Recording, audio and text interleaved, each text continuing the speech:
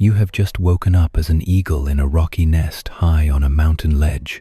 For the next 3 hours, you are going to experience your very first shaky flight, a heart-pounding hunt, and even a wild thunderstorm. And this won't be easy, so good luck. But before we dive into this journey of an eagle, I'd appreciate it if you could subscribe, like the video, and leave a comment telling me where you're tuning in from and which animal you'd like me to cover next. Now let's begin this epic adventure together. The world begins as rhythm.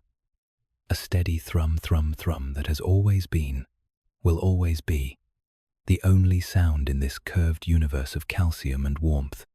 The heartbeat is not your own not yet, but it wraps around you like a lullaby, constant as tide, reliable as stone.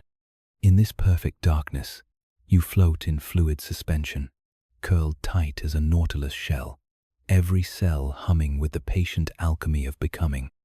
The shell that holds you is no mere container, but a cathedral of microscopic architecture. Pores breathe for you, allowing whispers of mountain air to seep through, carrying scents you cannot yet name: pine resin, granite dust, the metallic tang of snowmelt streams far below. Your mother's body heat radiates through the shell walls, a gentle furnace that keeps your growing bones and sprouting feathers at exactly the temperature they need. She shifts above you sometimes, a rustle of powerful wings, a soft scrape of talon on stone, and you feel the tremor through your enclosed world. Days pass, or perhaps weeks' time has no meaning here in the amber glow that filters through your shell when she rises to turn you with her beak. The yolk that sustains you grows smaller, your body larger, until you fill nearly every curve of this oval sanctuary. Your neck bends at an awkward angle now, your head tucked beneath a wing that will someday cleave the sky with surgical precision. But for now, these wing buds are tender things, delicate as unfurling fern fronds, pressed against your flanks in the growing crowded space. The first crack comes not as violence but as relief. Your egg tooth, that tiny, temporary spear at the tip of your beak, finds a stress point in the shell and pierces through with a sound like breaking ice. A thread of light, brilliant and cold, slices into your darkness. The outside air rushes in, and your lungs, previously useless, fluid-filled balloons, suddenly remember their purpose. Your first breath is sharp as winter, clean as starlight, carrying flavors your enclosed world never held. Cliff roses blooming impossibly from granite cracks, the musk of small mammals in the valley below, the ozone scent of storm clouds building beyond distant peaks. The crack spreads slowly, a fracture line following the shell's natural fault. Each movement of your body widens it, each stretch of your cramped limbs opens your prison a little more. The work is exhausting, harder than anything you've ever done, though you've never done anything at all. Your muscles, untested and new, burn with the effort. Rest comes in brief moments, when you lie still, gathering strength, listening to the world beyond your breaking shell. Your mother senses the change immediately. Her massive form settles more carefully over you, and you feel the gentle vibration of her voice, a low, crooning sound that your developing ears translate as comfort, as encouragement, as love too vast for any language. She does not hurry you, does not try to assist in this most solitary of journeys. This breaking free must be yours alone, but her presence wraps around your efforts like a promise. I am here. I will always be here. The crack becomes a window, then a door. Fragments of shell fall away, revealing glimpses of the vast architecture that will be your home-weathered granite, rising into blue infinity, stick and moss woven into a platform wider than your body will ever grow to fill. The eyrie perches on a ledge that would make mountaineers weep with vertigo, but to you it feels solid as the earth's own bones. Light floods your vision as the shell splits wide enough for your head to emerge. The brightness is overwhelming after so long in amber darkness. You close your eyes immediately, then crack them open just enough to let the world seep in gradually. Colors exist here that your enclosed world never held: the deep blue of high-altitude sky, the silver gray of granite, the rich browns and greens of moss and lichen painting, the cliff face in subtle murals. Cold touches your wet feathers for the first time, and you shiver involuntarily. The downy fluff that covers your body is soaked from your cramped quarters, matted and dark, but within moments of exposure to air, it begins to fluff and dry, transforming from sleek darkness to pale grey softness. Each tiny feather is a miracle of engineering, hollow shafted for lightness, arranged in precise overlapping patterns that will someday trap air and create lift, but for now simply serve to hold warmth close to your fragile body. Your mother's beak appears in your limited field of vision, impossibly large and sharp, yet it touches you with the gentleness of falling snow. She preens away fragments of shell membrane, cleaning your feathers with delicate precision. Each touch sends waves of warmth through your exhausted body. Her tongue, rough but careful, cleans mucus from your nostrils so your first breaths come easier. The rest of your emergence happens in stages. One wing works free, then the other. Your legs, folded tight for so long, slowly straighten until you can feel solid nest beneath your splayed feet. The sensation of texture of twigs, soft moss, the occasional smooth pebble floods your nervous system with new information. Everything feels enormous, overwhelming, wonderful. Your first real sound is not the sharp cheep of songbirds, but a hoarse whisper, barely more than breath shaped into meaning. Yet your mother answers immediately with her own soft call, a sound that resonates through her chest where you now rest, pressed against her warm breast feathers.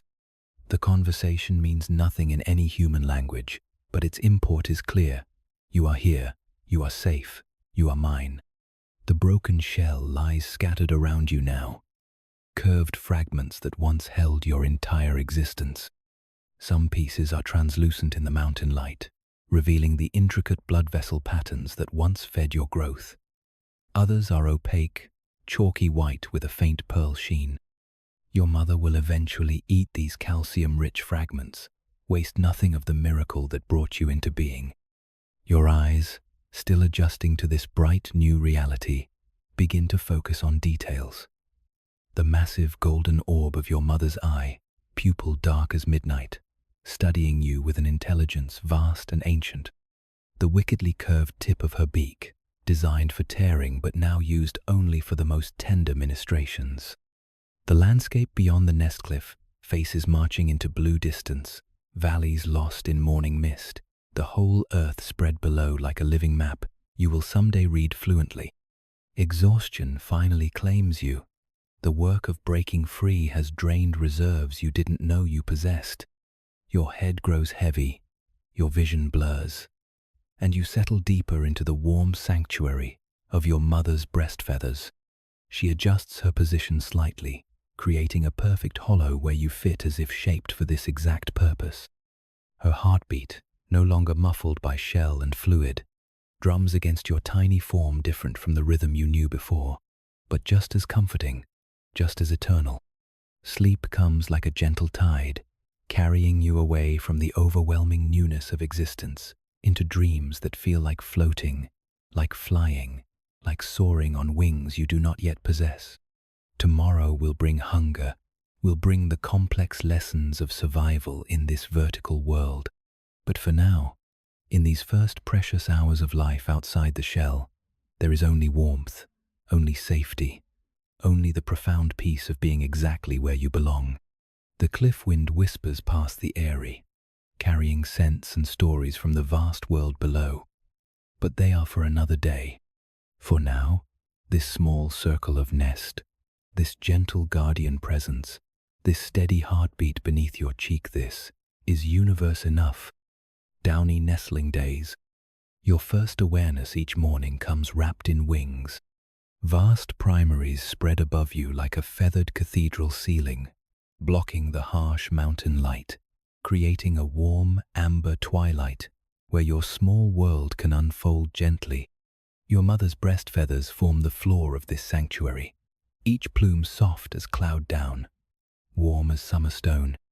You nestle deeper into this living cradle, feeling the steady expansion and contraction of her breathing lift and lower your tiny body in an ancient rhythm. Hunger announces itself as an insistent hollow beneath your breastbone, a gnawing emptiness that drives your first instinctive behaviors. Your neck stretches upward, bill gaping wide in a silent plea that needs no words. The gesture is automatic, programmed into your very bones, this supplication toward the sky, this desperate reaching for sustenance. Your throat vibrates with the effort of calls you cannot yet voice properly, mere whispers of the demanding cries you will master in days to come. Your mother responds before you even realize your own need. Her massive form shifts above you, wings adjusting to maintain the sheltered space, while her head descends toward your upturned face. She carries breakfast in her cropfish, partially digested, softened to precisely the texture your delicate system requires. The scent reaches you first, rich, oceanic, carrying mineral notes of deep lake water and the green taste of aquatic plants. The feeding is intimate beyond any human understanding of the word.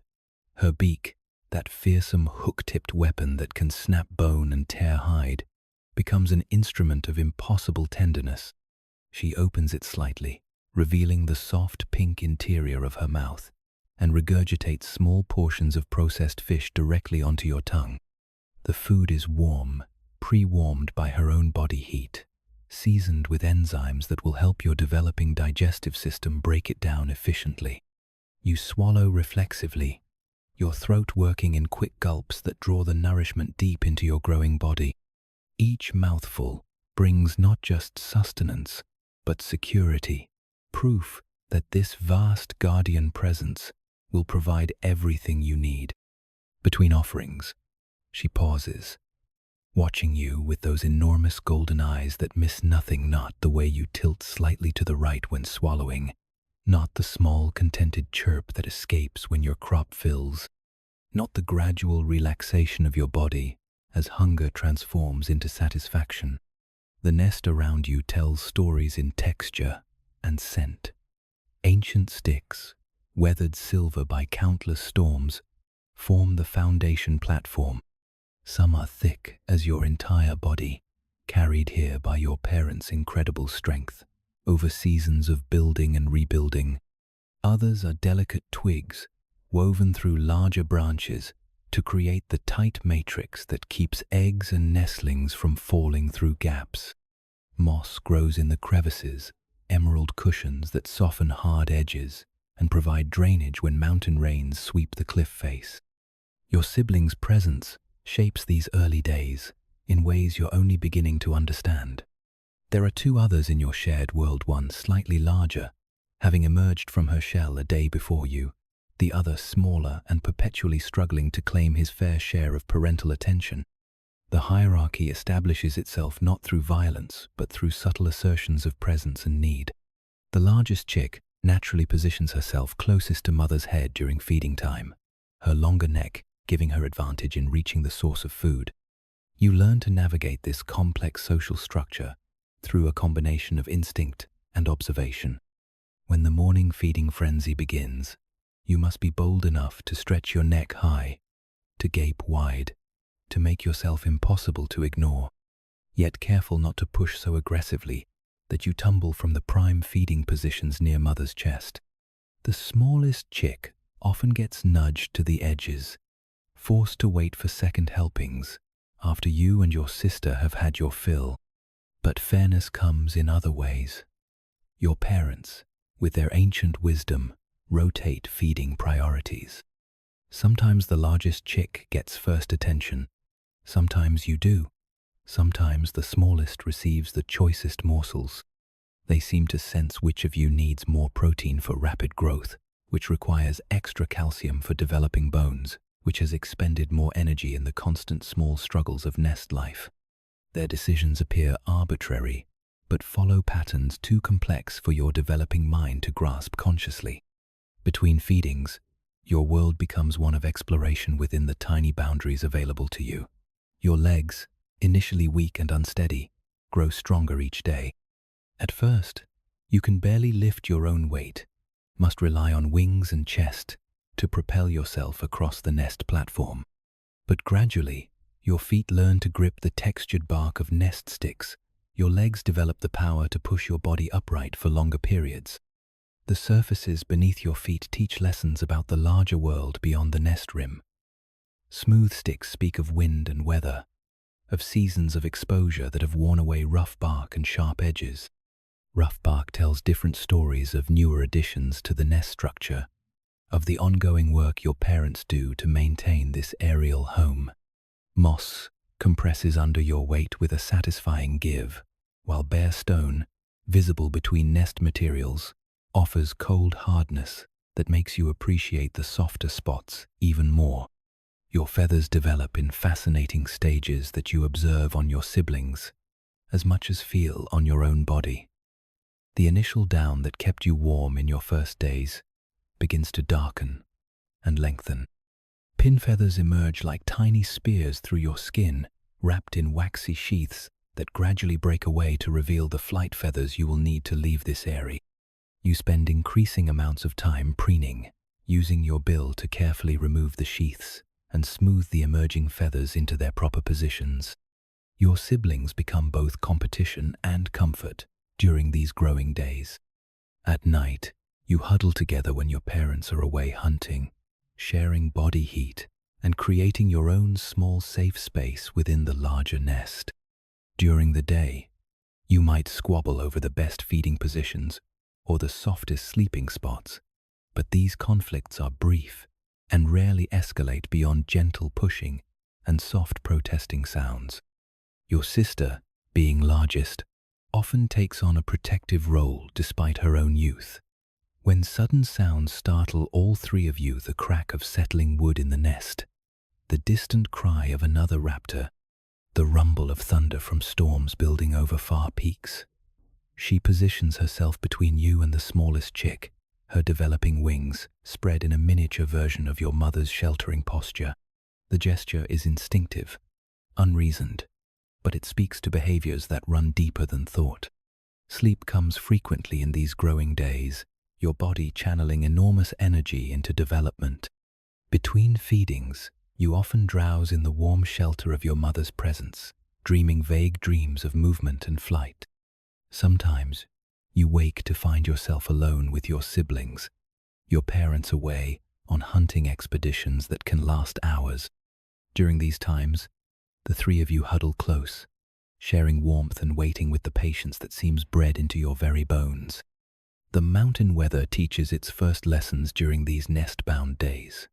Morning mist often shrouds the eyrie, turning your familiar world into something mysterious and strange. The nest materials become beaded with tiny water droplets that taste fresh and clean when they collect on your bill. Afternoon thunderstorms bring dramatic temperature drops and the sound of rain drumming on stone, sending all three of you burrowing deeper into the nest's protected center. Your parents' comings and goings create the rhythm of your days.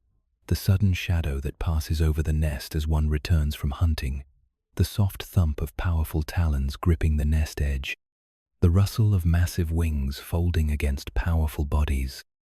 Each arrival brings the possibility of food, of fresh nest materials, of brief moments of contact with these enormous beings who dominate your small world with their presence and their protection. Your mother's preening sessions become highlights of your daily routine.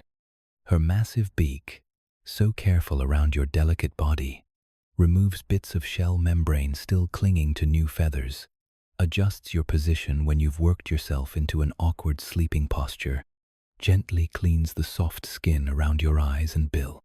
These grooming sessions speak to bonds deeper than survival necessity.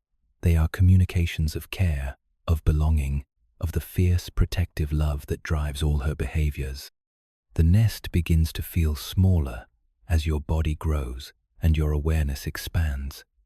What once seemed like an entire world now reveals its boundaries more clearly. The rim, where nest materials end and empty space begins, draws your attention more frequently. Beyond that edge lies mystery, vastness, the source of winds that brings strange scents and the destination of your parents when they vanish into blue distance. But for now, these boundaries still hold. The nest remains your universe, your siblings, your primary society, your parents, your entire understanding of what adult eagles can be. Each day brings small changes: stronger legs, longer feathers, keener eyesight, more complex understanding of the social dynamics that govern your small family. You are preparing for flight without knowing what flight means, growing toward independence while still completely dependent, becoming eagle while remaining, for these precious weeks, purely and simply yourself. Feathers of first light. The transformation begins as tiny spears emerging through your skin, each one wrapped in a waxy sheath that catches the early morning light like miniature candles. Your first real feathers push through the soft down that has kept you warm through your earliest weeks, and with them comes a new understanding of what your body is becoming.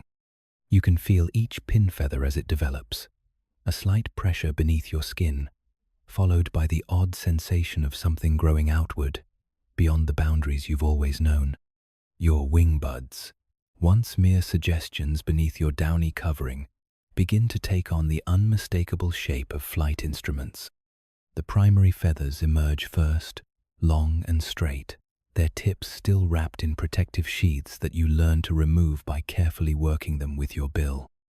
Each morning brings new sheaths to crack open, revealing the dark, glossy flight feathers that will eventually carry you through mountain thermals and across vast distances your nest-bound mind cannot yet imagine.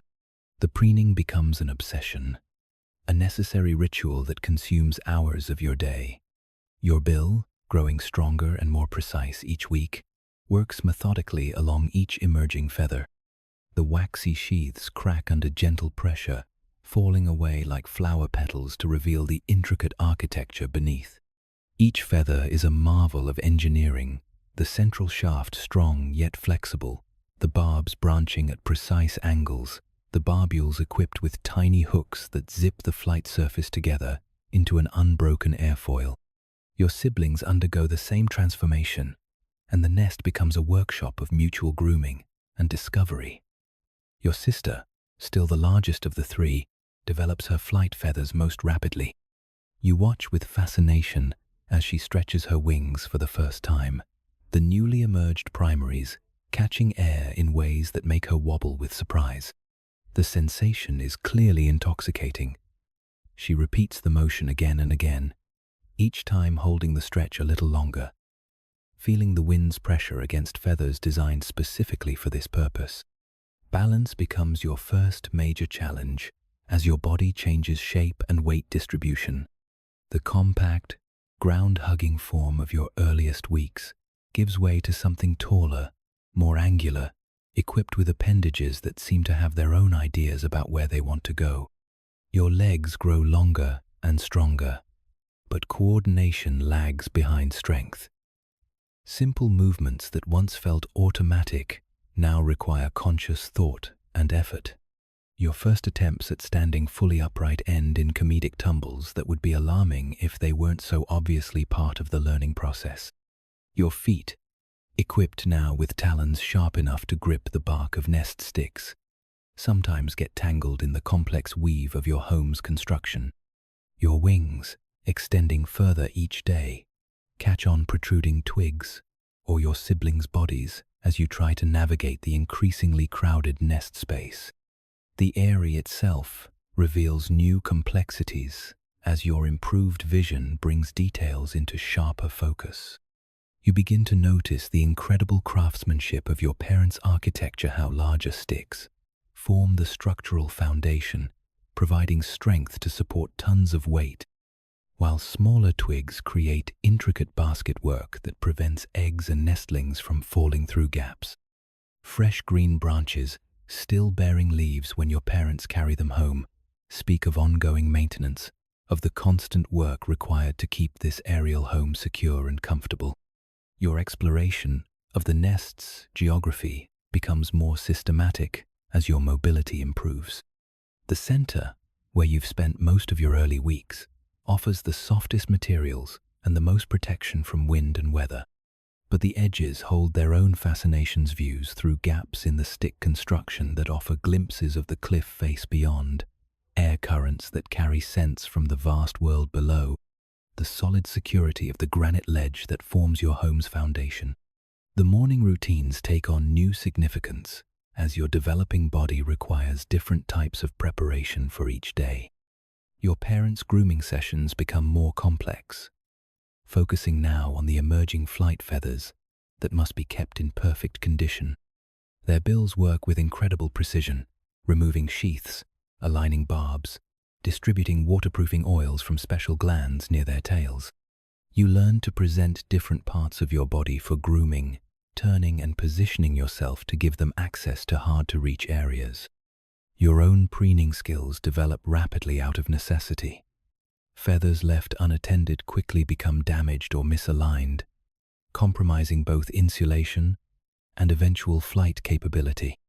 You spend increasing amounts of time working on your wing feathers, learning the proper pressure to crack sheaths without damaging the delicate structures beneath, discovering how to zip barbs back together when they separate, developing the flexibility to reach every part of your expanding wingspan.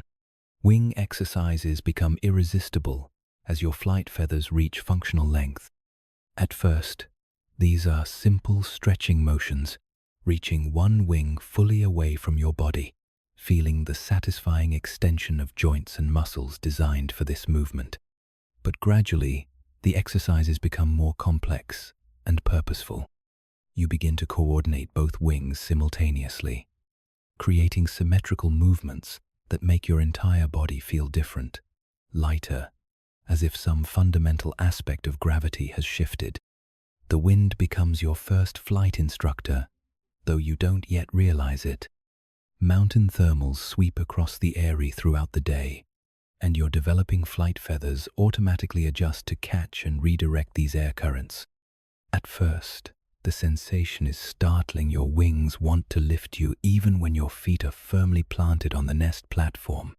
But gradually, you learn to use the wind's pressure for balance, for small adjustments in position, for brief moments when your weight seems to diminish. Your feet grow more skilled at gripping various nest surfaces as your talons develop their full strength and precision. What began as simple grasping motions evolve into complex manipulations, adjusting your grip to accommodate different stick diameters, maintaining balance while reaching for food or preferred sleeping spots, learning to release and re-grip without losing your position. Your toes develop independent control, allowing you to adjust individual talons for optimal purchase on irregular surfaces. The nest sticks themselves become a jungle gym for developing coordination skills. You learn to navigate from one end of the platform to the other, using careful foot placement, wing adjustments for balance, and increasingly confident movements across surfaces that would challenge an experienced climber. Smooth sticks require different techniques than rough bark.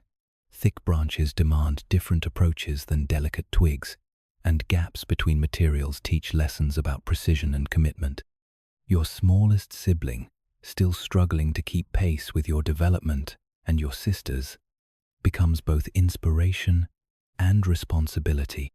You find yourself naturally moving aside to give him access to the best feeding positions, using your developing wings to shelter him during sudden weather changes, positioning yourself between him and the nest's more dangerous edges during your exploration games. These protective behaviors emerge without conscious thought, driven by instincts deeper than individual survival. Sleep positions change as your body assumes its more mature proportions. The tight huddles of your earliest weeks give way to more spread-out arrangements that accommodate longer legs, broader wingspans, and individual temperature preferences.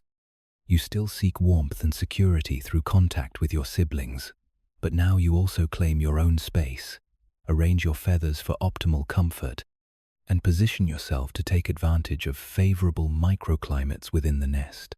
Your parents' hunting expeditions become more fascinating as your eyesight sharpens and your attention span lengthens. You begin to track their departures and returns, noting the directions they take when leaving the eyrie, the different positions they assume when scanning for prey, the various altitudes they choose for different types of hunting. Their successful returns, marked by the satisfying weight of fish in their crops, become predictable based on subtle signs you're learning to read. The world beyond the nest rim grows larger and more detailed each day as your vision develops toward its ultimate acuity. Distant peaks that were mere shadows in your earliest weeks now reveal individual cliff faces, snowfields, and forested slopes. The valley floor, invisible for so long, begins to show patches of meadow, the silver thread of streams, the geometric patterns of human settlements far below. Each day brings new details into focus, expanding your understanding of the vast territory that surrounds your small aerial home. Your voice develops new tones and volumes as your body matures. The soft peeping of your earliest days gives way to more complex vocalizations, questioning calls when your parents approach the nest, contentment sounds during feeding and grooming, alert cries when unexpected movements catch your attention. You begin to understand that different situations call for different types of communication, and you experiment with various sounds to achieve specific results from your family members. The morning light takes on special significance as your feathers reach sufficient development to interact meaningfully with sunlight. Your dark flight feathers absorb heat efficiently, helping regulate your body temperature during cool mountain mornings. The way light catches your plumage becomes a source of visual fascination. The subtle iridescence of properly aligned barbs, the play of shadow and highlight across your expanding wingspan, the satisfying sight of your own growing magnificence, reflected in your siblings' admiring attention. The nest platform, once vast enough to contain your entire world, begins to feel genuinely confining as your wings reach their juvenile proportions. Simple movements now require wing adjustments to avoid tangling with nest materials or siblings. Your exercises become more ambitious, more insistent, driven by growing awareness that these magnificent appendages are designed for something far grander than the small aerial platform of your birth. Edge of the abyss. The first time you truly comprehend the vast emptiness beyond your nest's rim comes not as revelation but as vertigo so profound.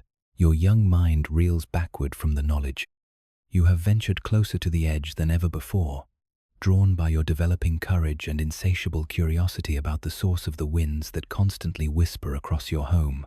One moment you are focused on the familiar architecture of woven sticks and moss. The next, you are staring into blue infinity that has no bottom, no boundaries, no comprehensible end. The cliff face drops away beneath your perch in a sweep of granite, so sheer and endless that your newly developed depth perception struggles to process the information.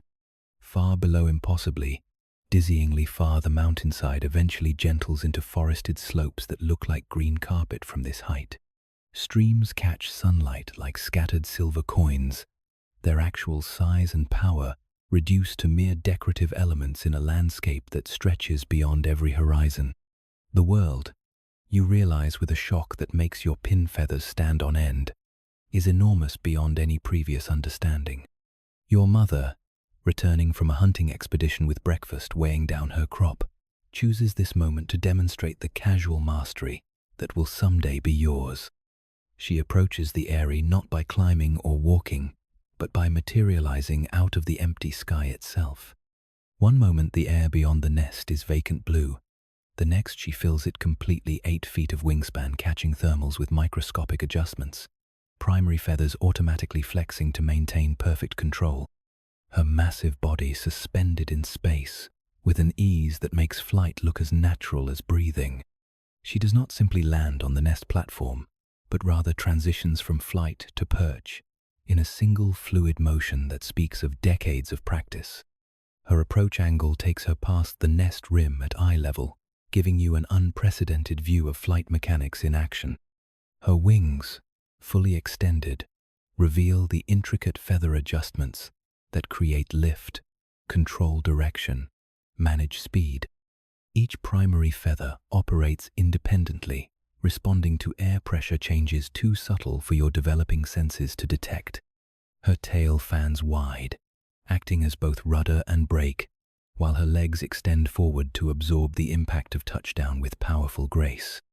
The sight triggers something deep in your genetic memoria recognition that floods your nervous system with conflicting signals of terror and desire. This is what you are designed for, what every aspect of your developing anatomy anticipates. Yet the gap between your current earthbound existence and this aerial mastery seems unbridgeable. Your wings, impressive though they've grown, suddenly feel inadequate to the task. Your understanding of balance and coordination, hard won through weeks of nest-bound practice, seems laughably primitive compared to the three-dimensional chess game your mother just played with wind and gravity. Your father's hunting returns provide additional demonstrations of aeronautical excellence that both inspire and intimidate. His approach patterns vary with wind conditions, prey loads, and the time of day. But each landing represents a masterclass in applied physics. Sometimes he arrives in a steep dive that transforms into an elegant flare just above the nest, his wings cupping air to break his descent with precision that would challenge human engineers. Other times, he materializes from below, riding updrafts along the cliff face to rise smoothly to nest level with barely a wing beat. You begin to spend hours studying these demonstrations, your young mind attempting to catalog the movements, the wing positions, the subtle weight shifts that make controlled flight possible. Your siblings join you in this observation. The three of you lined up along the nest's inner rim like students in an aerial academy. Your sister, being the most advanced in her development, occasionally attempts to mimic some of the simpler movements, spreading her wings to catch passing breezes, adjusting her stance to maintain balance against sudden gusts. The wind itself becomes your first instructor in the physics of flight, though its lessons come wrapped in sensations that are sometimes pleasant, sometimes alarming. Mountain thermals sweep the cliff face throughout the day, carrying scents and temperatures from various altitudes and distant locations. When these air currents catch your partially extended wings, you feel for the first time the peculiar sensation of your body wanting to move in ways that have nothing to do with your feet or your intentions. During particularly strong thermal events, you must actively work to remain grounded. Your wings, equipped now with flight feathers of nearly adult proportions, automatically cup and adjust to incoming air currents. The lift generated is not yet sufficient to overcome your body weight, but it's enough to make your nest-bound existence feel precarious in entirely new ways. Your feet grip the stick framework more tightly during these episodes, your body learning the constant micro-adjustments that will eventually become automatic in flight. Your parents, observing your growing awareness of the aerial dimension, begin to modify their own behaviors around the nest. They position themselves more frequently at the platform's edge, providing you with extended opportunities to observe their casual relationship with the vast space that still fills you with awe. They preen their flight feathers with extra attention, demonstrating the meticulous care that keeps these precision instruments in perfect condition. They stretch their wings more frequently and hold the positions longer, as if offering extended lessons in aerodynamic design. The morning thermal cycles become events of particular fascination as you learn to read the subtle signs that predict these daily phenomena. The sun's early rays striking the cliff face below create temperature differentials that generate invisible columns of rising air. You cannot see these thermals directly, but you learn to recognize their presence through their effects, the way your parents' feathers ruffle in patterns that suggest upward air movement, the effortless way dust motes spiral skyward, the subtle pressure changes that your developing sensitivity begins to detect. Your exploration of the nest platform takes on new significance as you venture ever closer to the rim where solid matter gives way to infinite space. Each approach to the edge requires more courage than the last, as your understanding of the drop-off becomes more sophisticated and therefore more terrifying. The familiar textures of stick and moss give way to granite ledge, and beyond that, nothing but air reaching to horizons you can barely comprehend. Your first glimpse straight down into the abyss comes as a shock that sends you scrambling backward toward the nest's secure center. The cliff face disappears into blue haze distance that your eyes cannot bring into proper focus. Occasional ledges and protruding rocks interrupt the vertical sweep, but they appear tiny as pebbles from your lofty perspective. The realization that you inhabit a position higher than clouds, higher than most mountains visible on the horizon, higher than any terrestrial creature has a right to be, fills you with wonder, tinged by existential vertigo. Your siblings react differently to these first encounters with the vertical dimension. Your sister approaches the edge with growing confidence, her larger size perhaps giving her a different relationship with the space beyond the nest. She stretches her neck out over the rim, looking down with apparent fascination rather than fear. The smallest of your siblings remains more cautious, content to observe the edge from a respectful distance, though his curiosity clearly wars with his instinctive caution. The weather patterns visible from your high perch become a source of education in atmospheric dynamics that will serve you throughout your aerial career. Cloud formations build and dissipate according to laws you observe without yet understanding. Morning mists fill valleys like slow rivers, gradually evaporating as solar heating changes temperature gradients. Afternoon thunderstorms announce themselves as towering columns of vapor that climb toward your altitude with impressive speed. During storm approaches, your parents' behavior provides lessons in meteorological awareness that go far beyond simple weather prediction. They position themselves differently depending on wind direction, sometimes moving to the far side of the nest platform to provide windbreaks for their offspring. Their feather positions adjust to shed water more effectively, and their overall posture suggests intimate knowledge of how different weather patterns will affect the Aries microclimate. Your developing spatial awareness begins to encompass not just the horizontal dimensions of the nest platform, but the vertical realm that extends infinitely upward and downward from your position. Above, the sky deepens from pale blue at the horizon to rich cobalt directly overhead, occasionally crossed by high-altitude clouds that travel on wind streams you cannot yet access. Below, the world spreads in layers cliff faces, giving way to slopes descending to valleys, valleys extending toward more distant mountains that fade into atmospheric haze. The sounds that reach your eyrie from the world below begin to make more sense as your understanding of scale develops. The distant rumble that once seemed mysterious now clearly originates from streams and waterfalls hundreds of feet beneath your perch. Occasional bird calls drift upward, but their sources remain invisible even to your sharpening eyesight. The absence of most familiar sounds, the rustle of ground-dwelling creatures, the whisper of wind through low vegetation, emphasizes your separation from the terrestrial world that most life calls home. Your parents' feeding flights take on new meaning as you begin to understand the vast distances they must travel to provide for your family. Their departures from the nest send them soaring into blue space that swallows their powerful forms within minutes. Their returns, hours later, represent journeys across territories larger than anything your earthbound experience can properly calibrate. The fish they carry in their crops come from waters so distant they exist in different weather systems, different seasons of light and shadow. The nest platform itself begins to feel less like solid ground and more like what it actually is, a small island of security suspended in three-dimensional space. The sticks and moss that seemed so permanent and reliable during your earliest weeks now reveal themselves as mere temporary arrangements of organic matter, held together by engineering principles you cannot grasp, and parent maintenance you are only beginning to appreciate.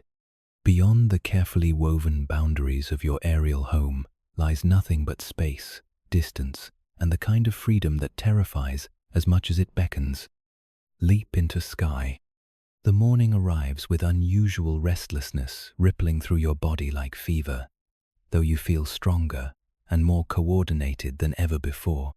Your wings, now reaching their full juvenile wingspan, refuse to stay folded against your sides. They stretch involuntarily, seeking space the nest platform can no longer provide, responding to air currents with automatic adjustments that make you feel as if some fundamental aspect of your being has awakened without your permission. Every instinct screams that today will be different, though your mind cannot yet name what that difference will be. Your parents sense the change immediately. Their behavior around the nest takes on a quality of heightened attention, their movements more deliberate, their positions more strategic.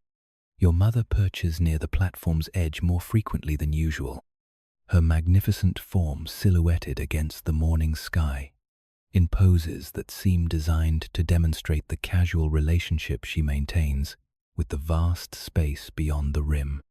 Your father's hunting departures become more dramatic, his takeoffs from the nest edge executed with extra flourish, as if he is providing extended lessons in the transition from solid perch to aerial freedom.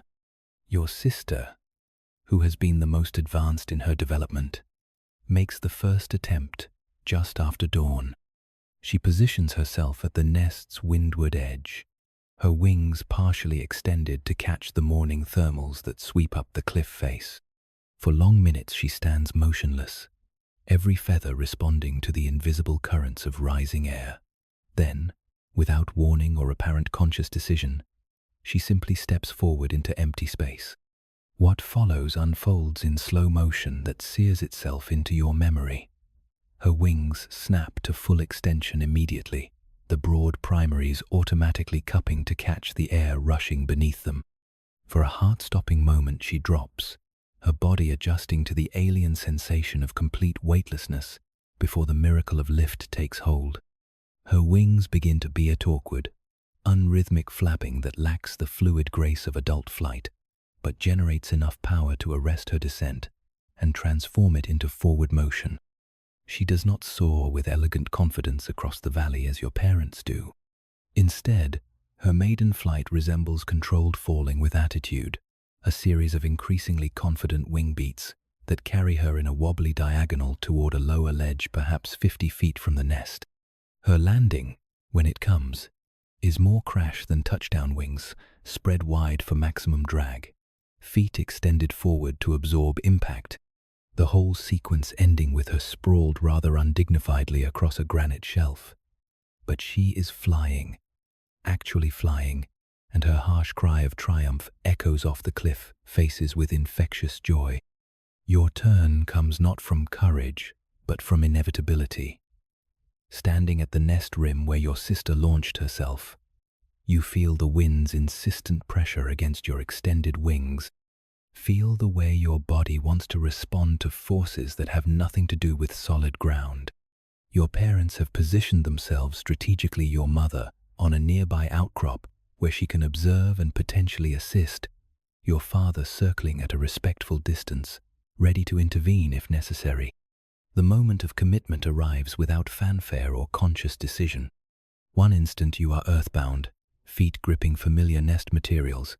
The next, you are stepping forward into space with movements that feel both completely natural and absolutely terrifying.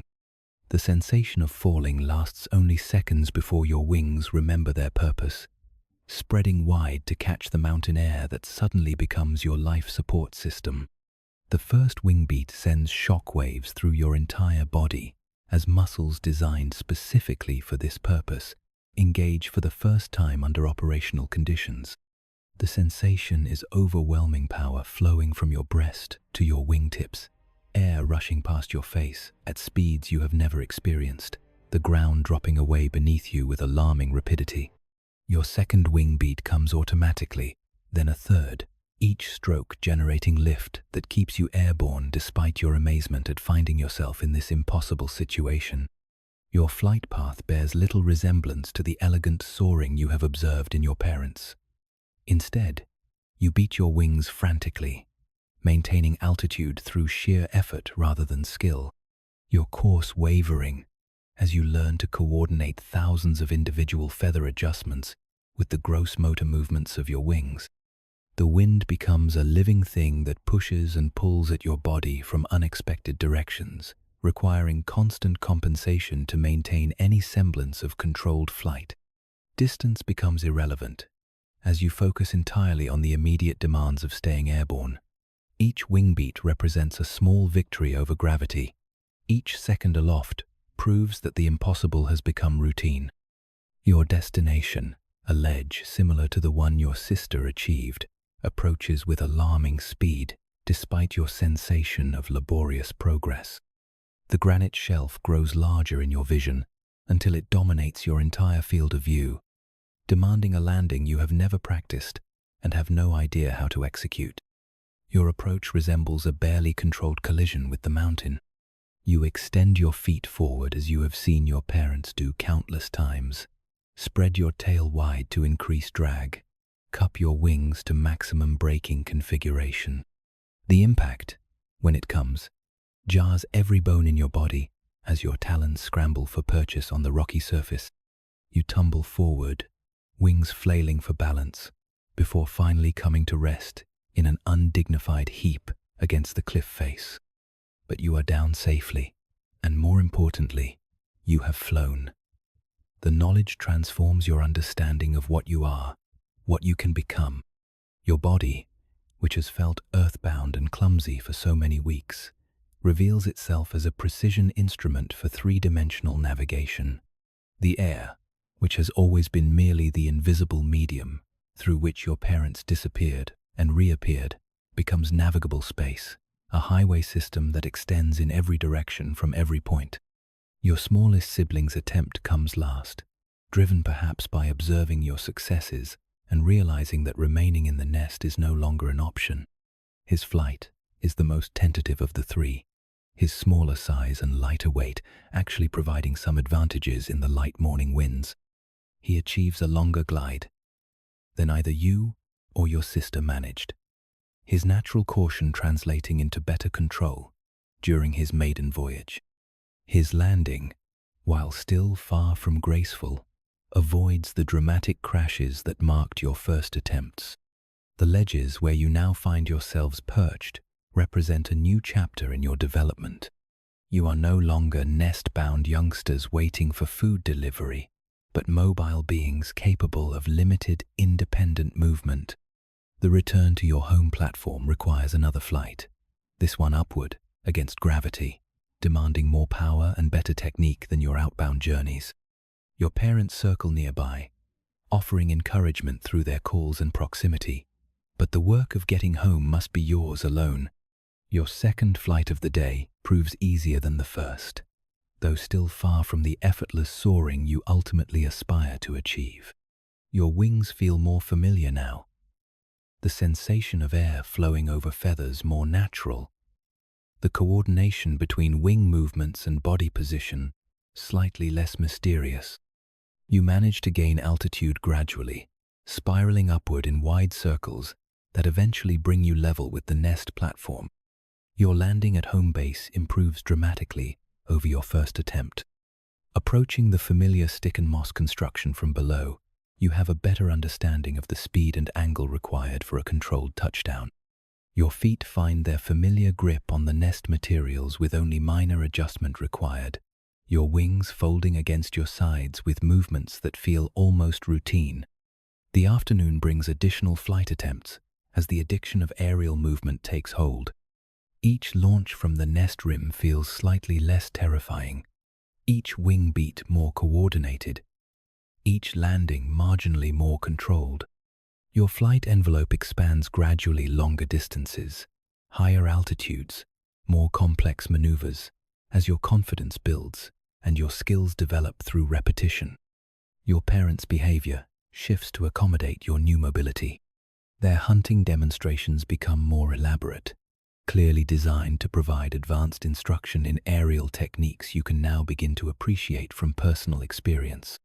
They show you how thermals can be exploited for effortless altitude gain, how wing position affects glide ratio, how subtle weight shifts can change direction without requiring additional wing beats. The world below takes on new accessibility as your flight skills develop throughout the day. Ledges and outcrops that were merely interesting visual features during your nest-bound weeks become potential destinations. Rest stops on aerial journeys that grow longer and more ambitious with each attempt. The cliff face reveals hidden highways of updrafts and downdrafts that your developing skills allow you to explore safely. Your relationship with your siblings evolves as you all achieve basic flight capability. The nest platform, once your entire shared world, becomes merely home base for increasingly independent adventures. You begin to split up during flight training sessions, each pursuing slightly different routes and destinations based on individual preferences and developing specialties. Reunions at the nest for feeding and rest become more social, less competitive, as the scarcity that governed your early weeks gives way to the abundance that flight makes possible. Your first successful thermal ride comes late in the afternoon, when a particularly strong column of rising air catches your extended wings during what was planned as a simple glide between nearby ledges. Instead of the steady wing beats that have powered all your previous flights, you find yourself rising effortlessly, the air beneath your wings providing lift without any effort on your part. The sensation is intoxicating pure flight without work. Altitude gained through partnership with atmospheric forces rather than personal exertion. The thermal carries you higher than you have ever been under your own power, high enough to see beyond the immediate cliff faces to distant ranges that were previously invisible from nest level. The world spreads beneath you in directions you never knew existed, valleys and peaks extending beyond every horizon in endless succession. From this elevated perspective, your nest platform appears tiny, insignificant, just one small construction among countless cliff faces that march toward infinity.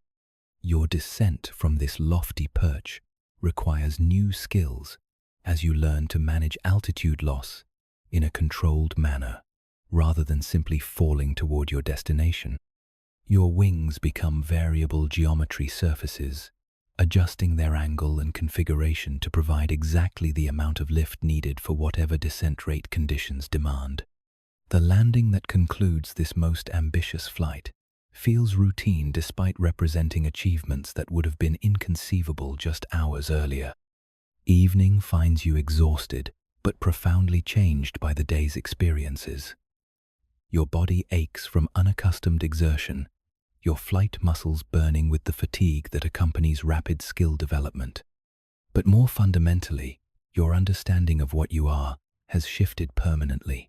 You are no longer a ground-dwelling creature that observes flight, but a flying being that occasionally rests on solid surfaces. The sky has become your natural medium, air currents your highways, thermals your escalators to unlimited altitude. Your parents' evening return to the nest carries different significance now that you share their aerial mastery to some degree. Their landings demonstrate techniques you can now appreciate from personal experience, their casual relationship with three-dimensional space, no longer seeming like magic but like skill you are beginning to develop yourself. Their pride in your achievements radiates through their behavior, their calls of encouragement, their positioning during your continued flight training sessions. Sleep comes easily despite your excitement over the day's transformations. Your body, having discovered its true purpose, relaxes into rest with the deep satisfaction that comes from using muscles and systems exactly as evolution designed them. Your dreams are filled with soaring, with thermals that carry you beyond clouds, with aerial perspectives on a world that has suddenly become infinitely larger and more accessible than you ever imagined possible. Mastering thermals.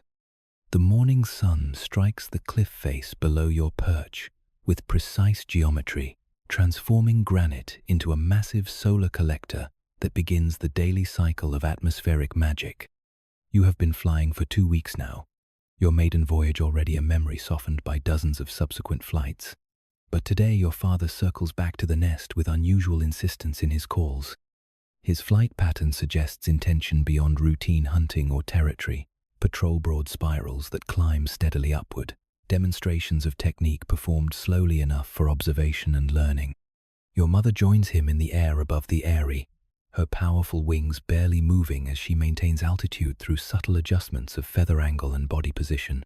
Together, they create a masterclass in soaring efficiency, their massive forms suspended in space with so little apparent effort that they might be floating rather than flying.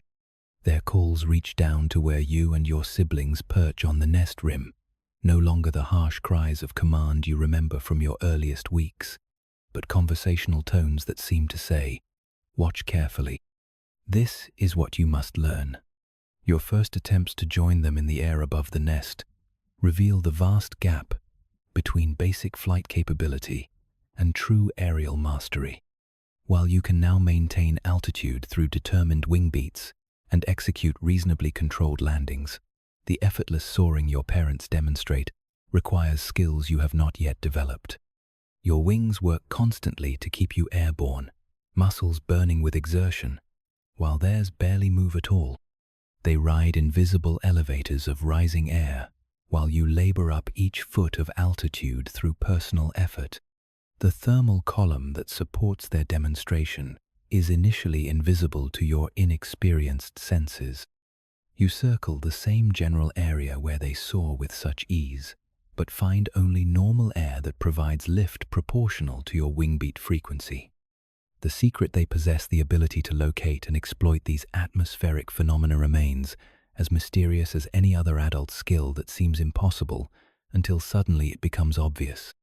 Your father descends from his soaring demonstration to fly alongside you, his massive wingspan creating turbulence that actually helps illustrate the presence of moving air masses. As he banks and turns through what appears to your eyes as empty sky, you begin to notice that certain areas feel different beneath your wings. Subtle pressure changes, microscopic alterations in air temperature, tiny variations in humidity that your developing senses are only beginning to detect. The lesson begins with your father leading you toward a section of sky that looks identical to every other section, but feels subtly different as you follow his flight path. His wing positions provide continuous instruction, the way he holds his primaries slightly separated to increase lift efficiency, the angle at which he banks to maintain position within the thermal core, the minute adjustments of tail and wing that keep him centered in the rising column of air. Your first successful thermal encounter comes not as dramatic revelation, but as gradual realization. Following your father's example, you extend your wings to maximum span and reduce your wing beat frequency to nearly zero. For several seconds, nothing changes. You maintain altitude through residual momentum while your speed bleeds away towards stall. Then, almost imperceptibly, you notice that your descent rate has decreased. The air beneath your wings feels denser, more supportive, infused with upward energy you cannot see but can definitely feel. The thermal's core reveals itself slowly as you learn to center yourself within the invisible column. Small adjustments of bank angle and wing position produce noticeable changes in lift, teaching you to navigate within the three-dimensional architecture of rising air. Too far to one side, and you slip out of the thermal entirely, requiring immediate wing beats to prevent an uncontrolled descent. Too far forward or back, and you encounter downdrafts that cancel the thermal's lifting power. Your mother joins the lesson by demonstrating advanced thermal techniques that make her appear to levitate without effort.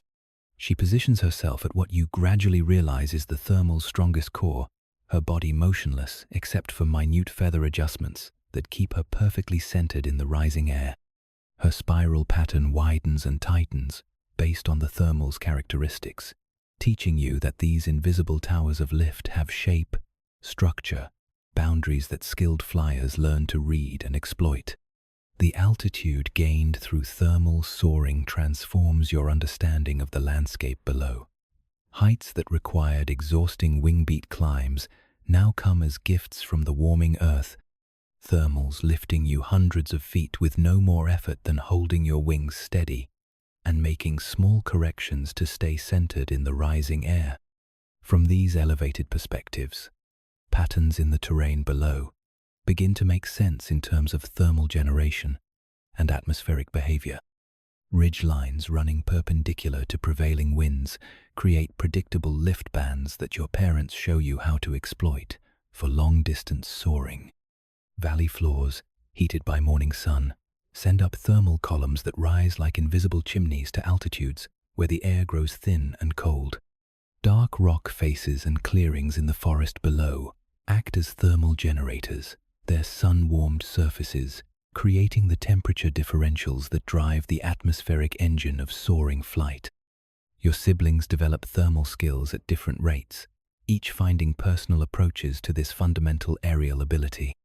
Your sister, with her slightly larger wing area, proves adept at finding weak thermals and maximizing their lifting potential through patient, efficient circling. Your smaller sibling discovers that his lighter weight allows him to exploit thermals too weak to support larger eagles, giving him access to lift sources others might miss entirely. The patience required for thermal soaring challenges every instinct developed during your ground-bound youth. Where nest life rewarded quick responses and immediate action, thermal flying demands stillness, waiting, the ability to sense subtle changes in air pressure and temperature while maintaining perfect position within invisible columns of rising air. Minutes pass with your wings motionless, your body suspended in space through partnership with atmospheric forces rather than personal effort.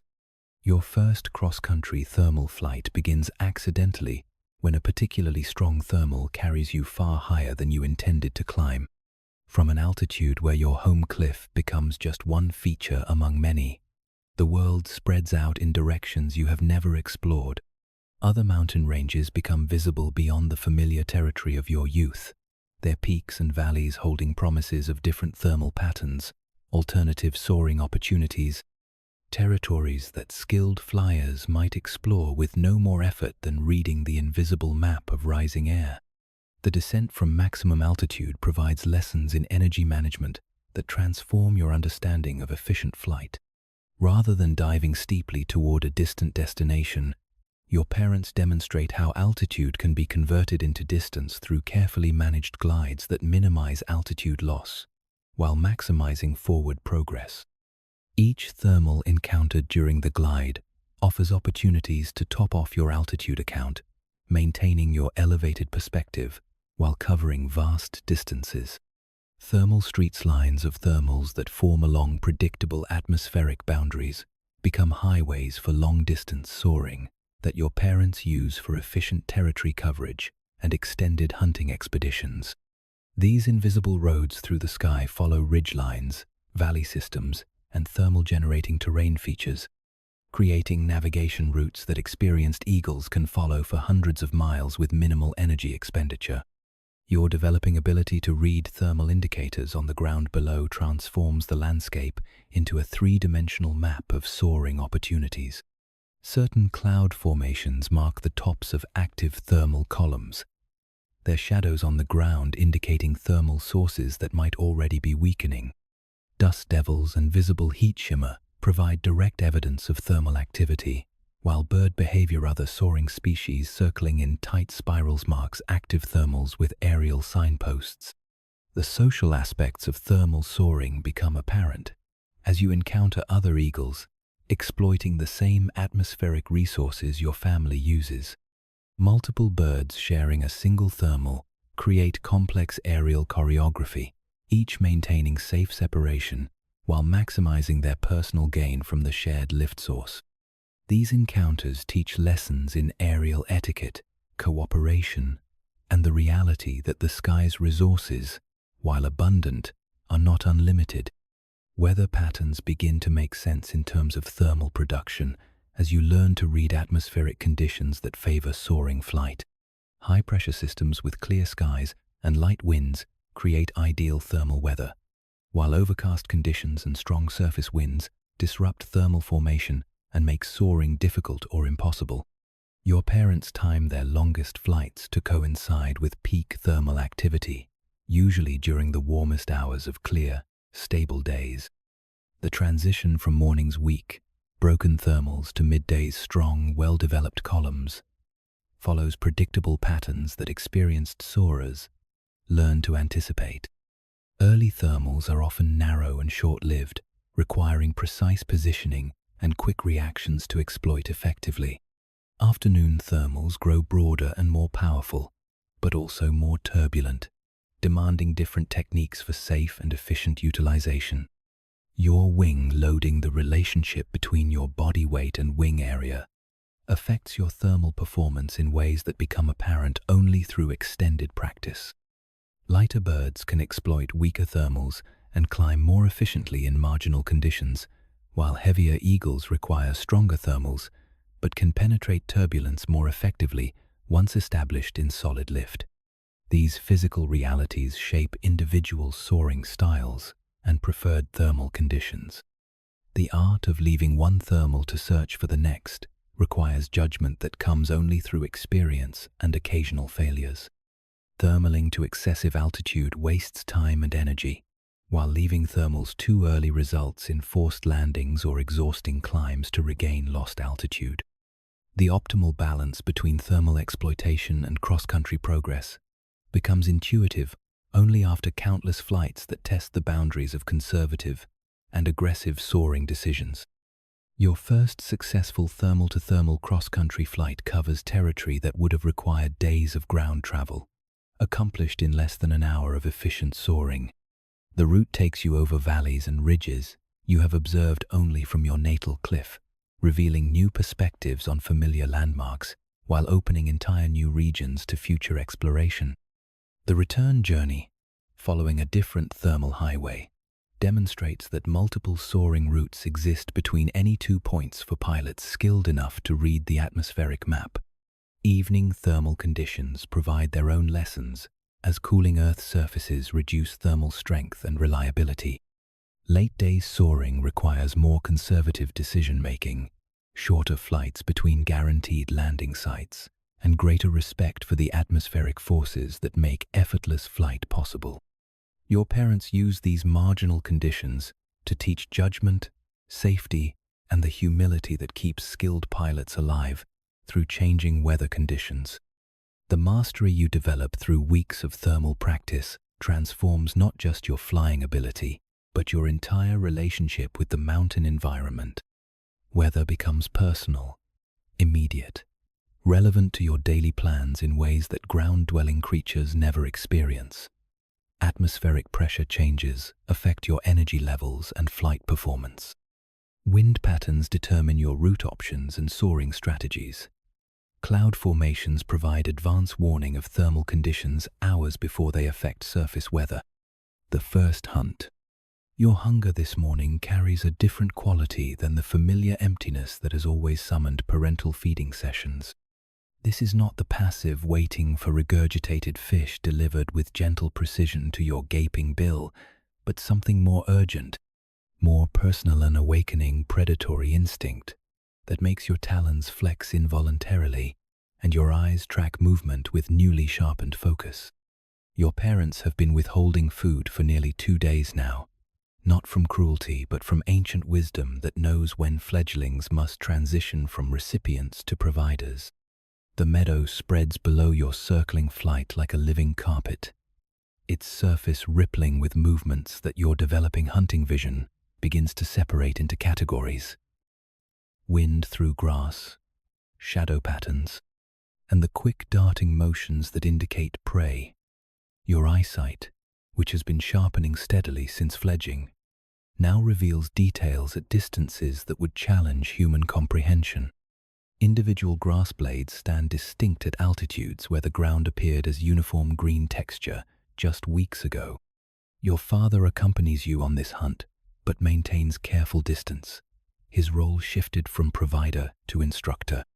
His flight pattern demonstrates hunting techniques through example rather than direct intervention, the altitude selection that optimizes visibility while maintaining striking distance, the circling patterns that allow systematic scanning of potential hunting grounds, the subtle changes in wing position that indicate transition from soaring to hunting mode.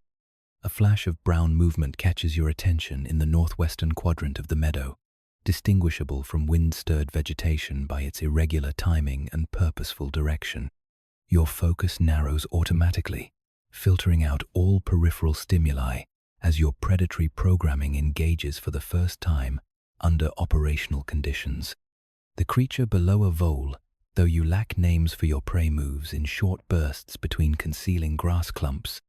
Its survival strategy, perfectly adapted to avoid detection by ground predators, but less effective against aerial hunters. Your first hunting stoop begins almost involuntarily, your body responding to instincts deeper than conscious thought. You fold your wings partially, allowing gravity to accelerate your descent while maintaining enough control surface to adjust your trajectory. The sensation is intoxicating, pure speed building without effort, the ground rushing upward with mathematical precision, wind streaming past your body with forces that threaten to tear away your concentration. The vole's movements become increasingly frantic as your shadow passes over its position, the tiny mammal's own predator detection systems finally recognizing the aerial threat. It zigzags through the grass with desperate energy, seeking the underground burrows that represent safety from your approach. But your angle of attack and closure rate leave little room for escape, your descent trajectory intersecting its position with the inevitability of physics. Your talons extend forward as the final seconds of the stoop compress into slow-motion intensity. Every feather responds automatically to maintain flight stability during the high-speed approach, your tail fanning to provide precise steering control, your primary feathers making microscopic adjustments to keep your strike vector aligned with the moving target. The vole's exact position becomes the entire focus of your existence, distance, speed, and angle resolving into the singular moment of contact.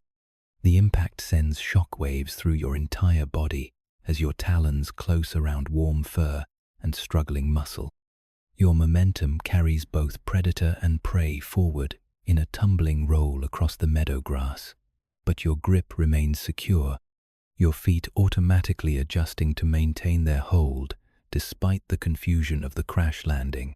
The vole's struggles gradually weaken as your talons apply pressure with instinctive precision, though the process takes longer than you expected and requires more strength than you initially applied. Your first kill weighs almost nothing in your talons, yet its significance transforms your understanding of what you are. The warm body represents not just food but proof of capability, evidence that your developing skills can sustain independent existence. The transition from nest-bound nestling to effective predator has been completed in this single successful hunt, though you sense this is merely the beginning of a learning process that will continue throughout your life. The consumption of your prey follows rituals programmed into your genetic memory but never before enacted. You position the vole carefully, using your beak to probe for the optimal feeding angle, while your talons maintain their grip on the small body. The first taste of fresh meat, still warm from life, triggers cascades of satisfaction that processed fish delivered by parents never provided. This food carries flavors of the meadow itself, grass seeds, and wildflowers filtered through herbivore digestion, mineral traces from soil the vole excavated, the metallic essence of fresh blood. Your feeding technique develops through trial and adjustment as you learn to manipulate prey with beak and talon coordination. The vole's fur must be worked around rather than consumed. Its small bones require careful navigation to avoid indigestible fragments. Its organs provide concentrated nutrition that your body craves after days of involuntary fasting. Each bite teaches lessons about prey anatomy, feeding efficiency, and the respectful consumption that honors the life taken to sustain your own. Your father's approval comes not through dramatic displays, but through subtle behavioral changes that indicate satisfaction with your performance. His hunting demonstrations become more advanced, incorporating techniques for larger prey, multiple target scenarios, and adverse weather conditions.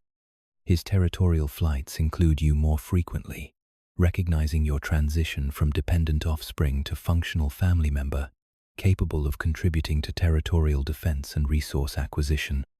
The afternoon brings additional hunting opportunities as your confidence builds and your technique refinishes through repetition. A second vole falls to an improved stoop that incorporates lessons learned from your initial attempt, better altitude selection for optimal approach angle, more precise trajectory planning that accounts for prey evasion patterns, more efficient talon deployment that ensures secure grips on impact. Your hunting vision continues developing throughout the day as you learn to differentiate between various movement signatures in the grassland below. Wind patterns create predictable grass movements that your brain learns to filter out as background noise. Insect activity produces different motion characteristics than small mammal movement, requiring no hunting response despite being easily visible from altitude. Bird movements in the grass trigger different predatory calculations based on size, speed, and potential difficulty of capture. The energy economics of hunting become apparent as you balance the calories expended in multiple hunting flights against the nutritional value of small prey successfully captured. Each stoop requires significant energy expenditure in the form of altitude lost and muscle effort applied during the high-speed approach.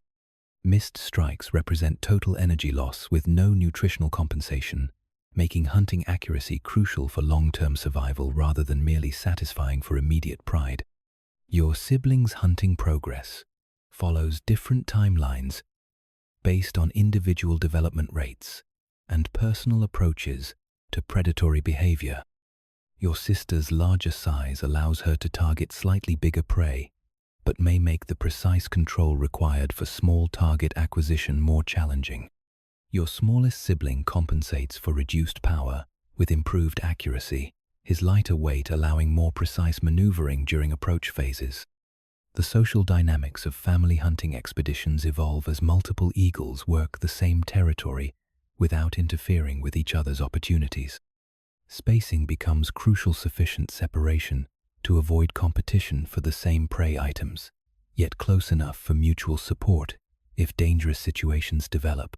Your parents demonstrate these protocols through their positioning during your hunting attempts, maintaining overwatch positions that allow intervention if needed while avoiding interference with your learning process. Weather conditions affect hunting success in ways that become apparent only through experience with various atmospheric states. Light winds allow the most precise approach control and easiest prey detection, while strong winds complicate both target acquisition and flight precision during the critical final seconds of each hunting stoop. Overcast conditions reduce thermal generation, but sometimes concentrate prey activity in ways that make hunting more productive despite challenging soaring conditions. The ethical dimension of predation emerges through your parents' example rather than explicit instruction. Unnecessary killing is avoided. Hunting continues only while hunger persists, never for sport or excess. Wounded prey receives efficient dispatch rather than prolonged suffering. Failed hunts are abandoned cleanly rather than pursued beyond reasonable energy expenditure. These behaviors demonstrate respect for prey species and sustainable hunting practices that maintain ecosystem balance. Your hunting territory expands as your flight capabilities improve and your familiarity with productive areas grows through successful experience. Different meadows provide varying prey densities and species compositions, requiring tactical adjustments to optimize hunting efficiency. Ridgetop clearings offer excellent visibility, but limited prey diversity, while valley-bottom grasslands support higher rodent populations, but complicate approach planning due to surrounding tree cover. The transition from opportunistic hunting to strategic prey selection marks a significant advancement in your predatory development. Rather than attempting to capture any moving target, you begin evaluating potential prey based on size, accessibility, energy cost of capture, and probable success rates. This calculated approach increases hunting efficiency while reducing the physical demands of unsuccessful pursuit attempts.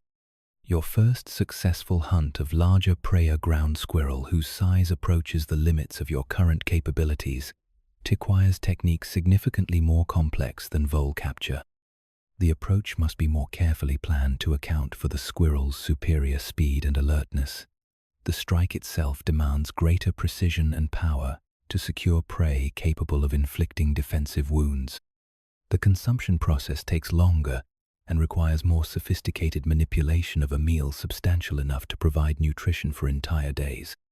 Evening hunting presents unique challenges and opportunities as crepuscular prey species become active, while diurnal animals seek shelter. Your vision adapts to lower light conditions, though not to the extent that will develop with full maturity. Prey behavior changes as animals transition from daytime to nighttime activity patterns, creating brief windows of opportunity for hunters capable of exploiting these behavioral shifts. The satisfaction that follows successful hunting extends beyond simple nutrition to encompass proof of competence, evidence of successful development, and the deep fulfillment that comes from using abilities exactly as evolution designed them. Your body processes fresh prey with efficiency that processed food never achieved. Your strength and endurance improve noticeably, and your confidence in independent survival grows with each successful capture. Your parents' pride in your hunting development expresses itself through increased inclusion in territorial activities, more complex flight training scenarios, and the gradual reduction of direct supervision during your hunting expeditions. Their transformation from providers to advisors marks your own transition from dependent nestling to capable juvenile, though full independence remains months in the future and will require mastery of skills you have barely begun to develop. Storm winds. Shelter. The pressure change hits your sensitive inner ear like a physical blow, though the sky above appears deceptively calm in the early morning light. Your body responds to atmospheric conditions. Your eyes cannot yet detect a restlessness that makes perching uncomfortable, an urge to seek shelter despite clear blue horizons, an ancient awareness that weather patterns are shifting in ways that will soon make flight dangerous or impossible. Your parents have already adjusted their behavior, choosing lower perches with more wind protection, positioning themselves with backs to the direction from which the storm will arrive. The clouds appear first as distant smudges on the northwestern horizon. So far away they seem irrelevant to your immediate flying plans. But your parents' increasing agitation suggests these distant formations carry significance beyond their apparent size and distance. Their hunting flights become shorter, their circling patterns tighter, their return to the eyrie more frequent as they monitor the approaching weather system with expertise earned through decades of mountain storms. Your flight training this morning takes on unusual urgency as your father demonstrates emergency landing procedures and shelter-seeking strategies that previous lessons have only touched upon lightly. His choice of practice sites emphasizes protected alcoves, overhanging rocks, and wind-shadowed cliff faces that could provide refuge during severe weather. Each demonstration includes approach techniques for landing in confined spaces under challenging wind conditions. The wind's character begins changing long before the storm clouds reach overhead, shifting from the predictable thermal-driven patterns of fair weather to more chaotic gusts that seem to come from multiple directions simultaneously. Your wings require constant adjustment to maintain stable flight, and thermal generation becomes erratic as temperature gradients fluctuate with increasing cloud cover. Soaring becomes less reliable, forcing more frequent use of powered flight to maintain altitude and position. The approaching storm front reveals its true magnitude as it draws nearer, towering cloud formations that climb far above your maximum flight altitude, dark bases that suggest precipitation already falling in areas still hidden beyond intervening ridges. Lightning flickers within the cloud mass brief illuminations that hint at electrical forces powerful enough to destroy any creature unfortunate enough to encounter them at altitude. Your parents' calls take on notes of command that you have not heard since your earliest nestling days, sharp vocalizations that demand immediate attention and compliance. Their flight patterns become more directive, less educational, clearly intended to guide you and your siblings toward predetermined shelter sites before the weather deteriorates beyond safe flight conditions. The time for gradual learning has passed. Survival now depends on following their lead without question or delay. The first heavy gusts arrive as scouts for the main storm system, powerful downdrafts that slam into the cliff face and create turbulence patterns, unlike anything your limited flying experience has encountered. Your wings feel inadequate to the task of maintaining controlled flight, as air currents shift directions faster than you can adjust your control surfaces.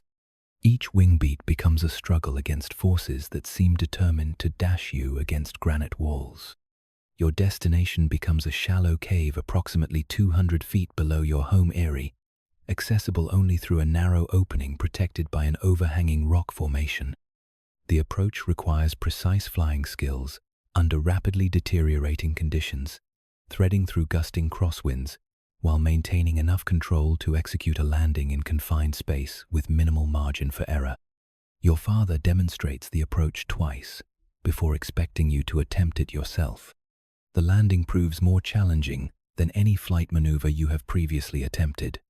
Wind shears create invisible traps that threaten to slam you into rock walls or carry you away from the shelter opening entirely.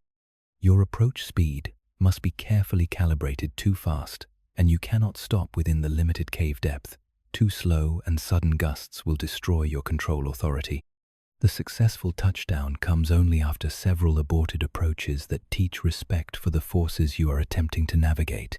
The cave interior offers blessed relief from the increasing wind chaos outside, though the confined space feels claustrophobic after weeks of unlimited aerial freedom. The rock walls drip with moisture from previous storms, and the floor consists of gravel and accumulated organic matter from decades of use by your family during severe weather events. This shelter has protected generations of eagles from mountain storms too violent for any creature to survive in the open.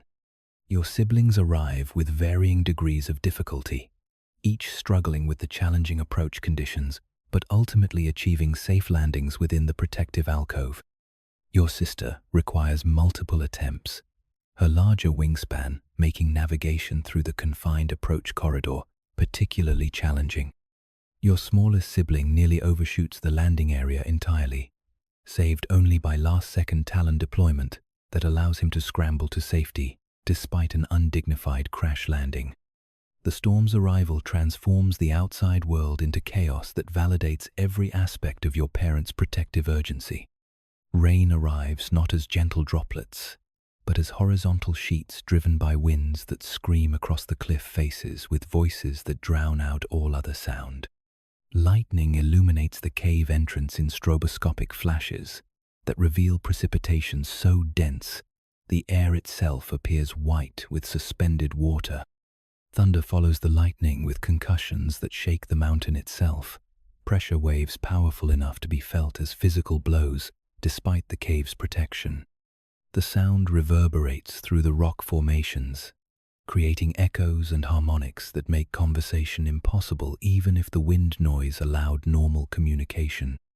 You press closer to your family members, seeking comfort in physical contact, while the storm demonstrates forces beyond any living creature's ability to resist. The temperature drops dramatically as the storm system passes overhead, cold air masses replacing the warm conditions that had made morning flight comfortable and easy. Your feathers, still not fully mature in their insulating capacity, require careful management to prevent heat loss that could become dangerous during extended shelter periods. Your parents position themselves strategically to provide windbreaks and shared body heat for their offspring. Hours pass in the dim cave while the storm rages outside with undiminished fury. Periodically, one of your parents ventures to the cave entrance to assess conditions, but each reconnaissance confirms that flight remains impossible and dangerous. The wind speeds exceed even adult eagles' ability to maintain controlled flight, and the visibility approaches zero in the driving precipitation. Patience becomes survival strategy, as comfortable as the warm cave may not be. The storm's sound signature changes throughout its passage, providing audio cues about the weather system's progress and intensity. The initial gusting winds give way to more sustained blow conditions as the front's main body arrives overhead. Rain intensity fluctuates from torrential downpours to brief lulls that allow glimpses of the devastation being wrought on the landscape below. Hail arrives with drumming impacts that echo through the cave like machine gun fire against stone. Your first experience with extended confinement teaches lessons about patience, resource conservation, and family cooperation under stress that no fair weather training could provide.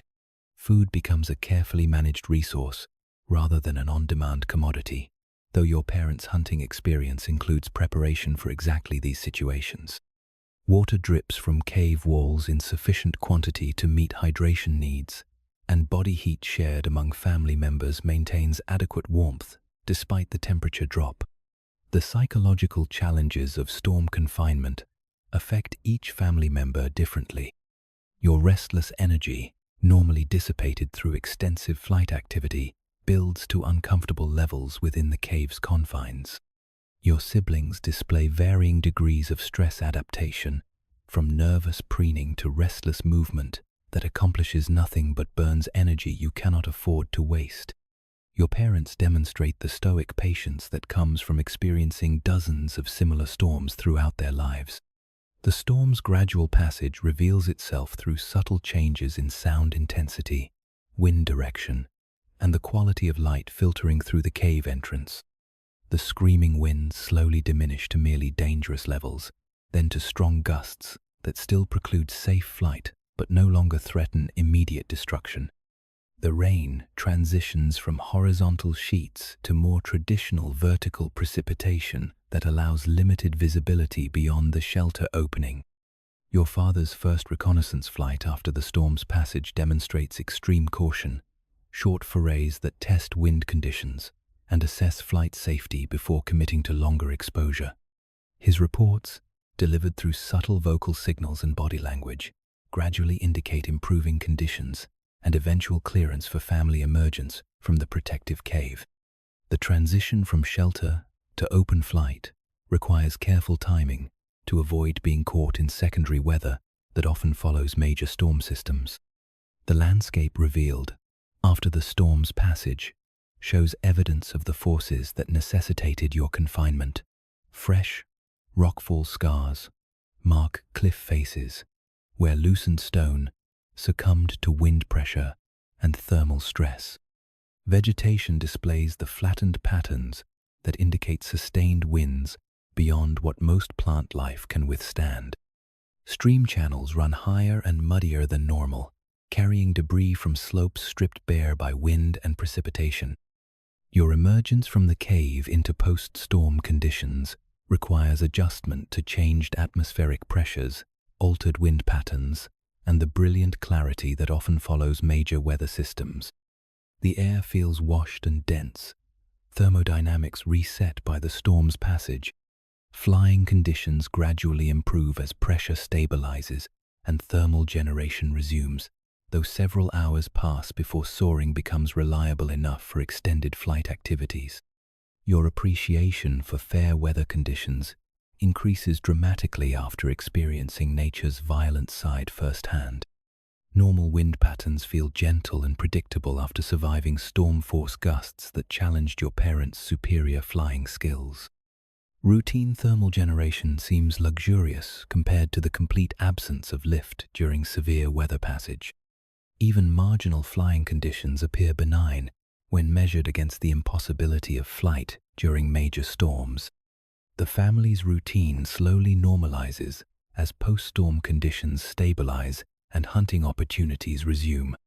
Your parents venture out on food-gathering expeditions that had been impossible during the storm's passage, though they remain more cautious about distance and duration until weather patterns return completely to normal. Nest maintenance becomes a priority, as wind damage requires repairs to the stick and moss construction that serves as home base for all family activities. Your storm experience provides crucial education in meteorological awareness, emergency procedures, and the humility required for long-term survival in mountain environments where weather can transition from benign to deadly within hours. The memory of helplessness in the face of natural forces tempers your growing confidence in aerial abilities, teaching respect for atmospheric conditions that will serve you throughout your flying career. Rivers of fog. The pre-dawn darkness holds a quality of anticipation that penetrates your sleep and draws you toward wakefulness without external sound or movement. Your internal chronometer, calibrated by weeks of early morning thermal cycles and hunting expeditions, signals optimal conditions for a type of flight your parents have been preparing you to attempt. Through the Aries protective shelter, you sense rather than see the atmospheric conditions that create perfect fog hunting, weather-high pressure systems, clear skies, and the temperature differentials that generate the valley mists that will soon fill the lowlands like slow rivers. Your mother's departure precedes dawn by nearly an hour, her silent launch into star-filled darkness, representing hunting techniques you have observed but never attempted. Her flight path follows memorized routes toward valley systems, where fog generation occurs most predictably, territories mapped through decades of successful dawn patrols. The absence of her protective presence signals your readiness to attempt similar missions, though your inexperience demands more conservative approaches to this most challenging form of hunting. The fog's formation begins as isolated wisps, rising from water surfaces and low-lying meadows, moisture-laden air cooling through radiative heat loss until saturation creates visible vapor. These initial manifestations appear innocent, mere decorative elements in the landscape below. But your parents' increased activity indicates the beginning of hunting opportunities that exist nowhere else and at no other time. The fog represents both challenge and resource concealment that complicates prey detection while concentrating hunting grounds into predictable areas. Your first fog hunting flight launches into air so still and clear that thermal generation remains hours in the future. Without rising air columns to provide effortless lift, every foot of altitude must be earned through determined wing beats that challenge your developing flight endurance.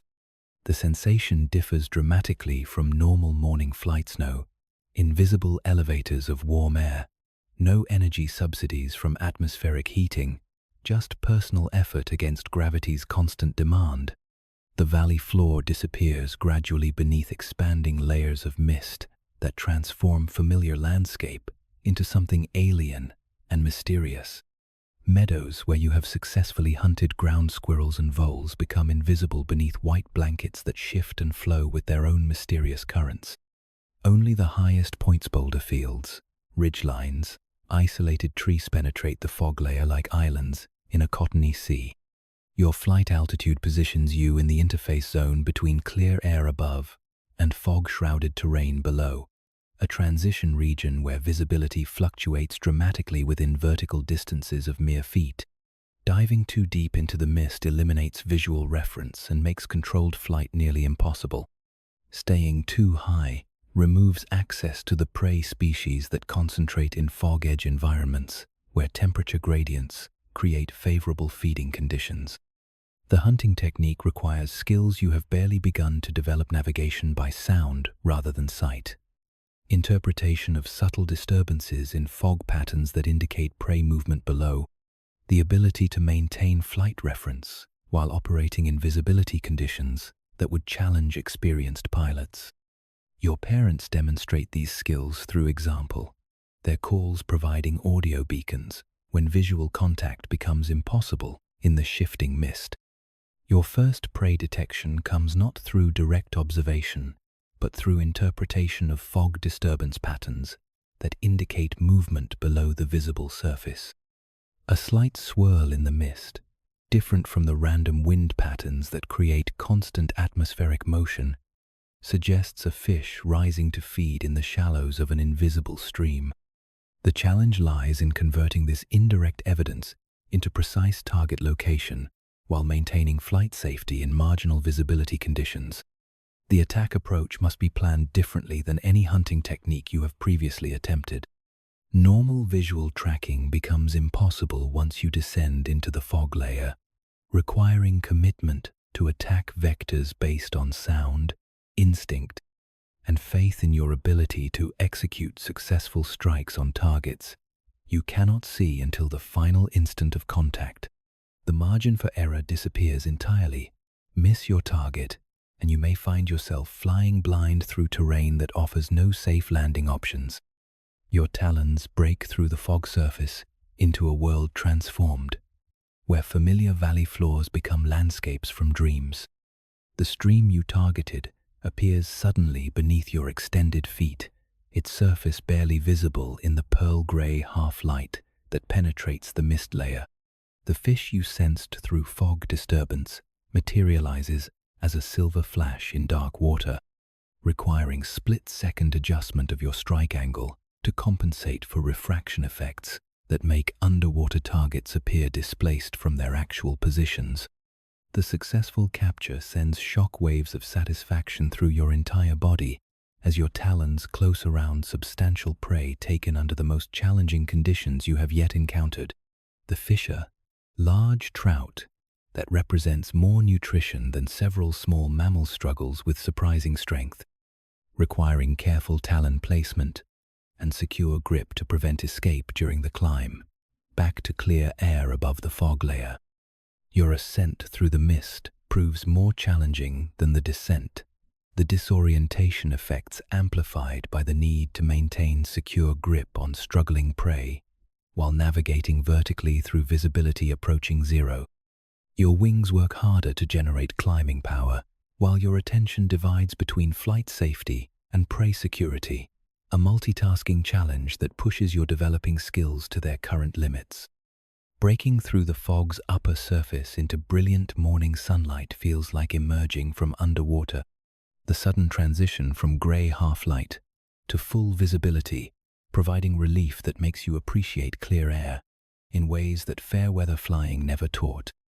The fog layer spreads below like a white sea, concealing the hunting grounds where your success proves the value of skills your parents have been patiently teaching through demonstration and guided practice. Your siblings' attempts at fog hunting reveal individual approaches to this challenging technique based on personal strengths and developing specialties. Your sister's larger size provides power advantages for carrying substantial prey out of confined fog layer environments, while your smallest sibling's lighter weight allows more precise maneuvering in marginal visibility conditions. Each family member develops slightly different strategies for exploiting the same atmospheric phenomenon.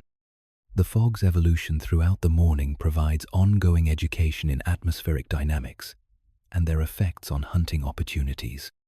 Early formation creates the thickest, most concealing conditions that challenge even experienced hunters while providing maximum prey security.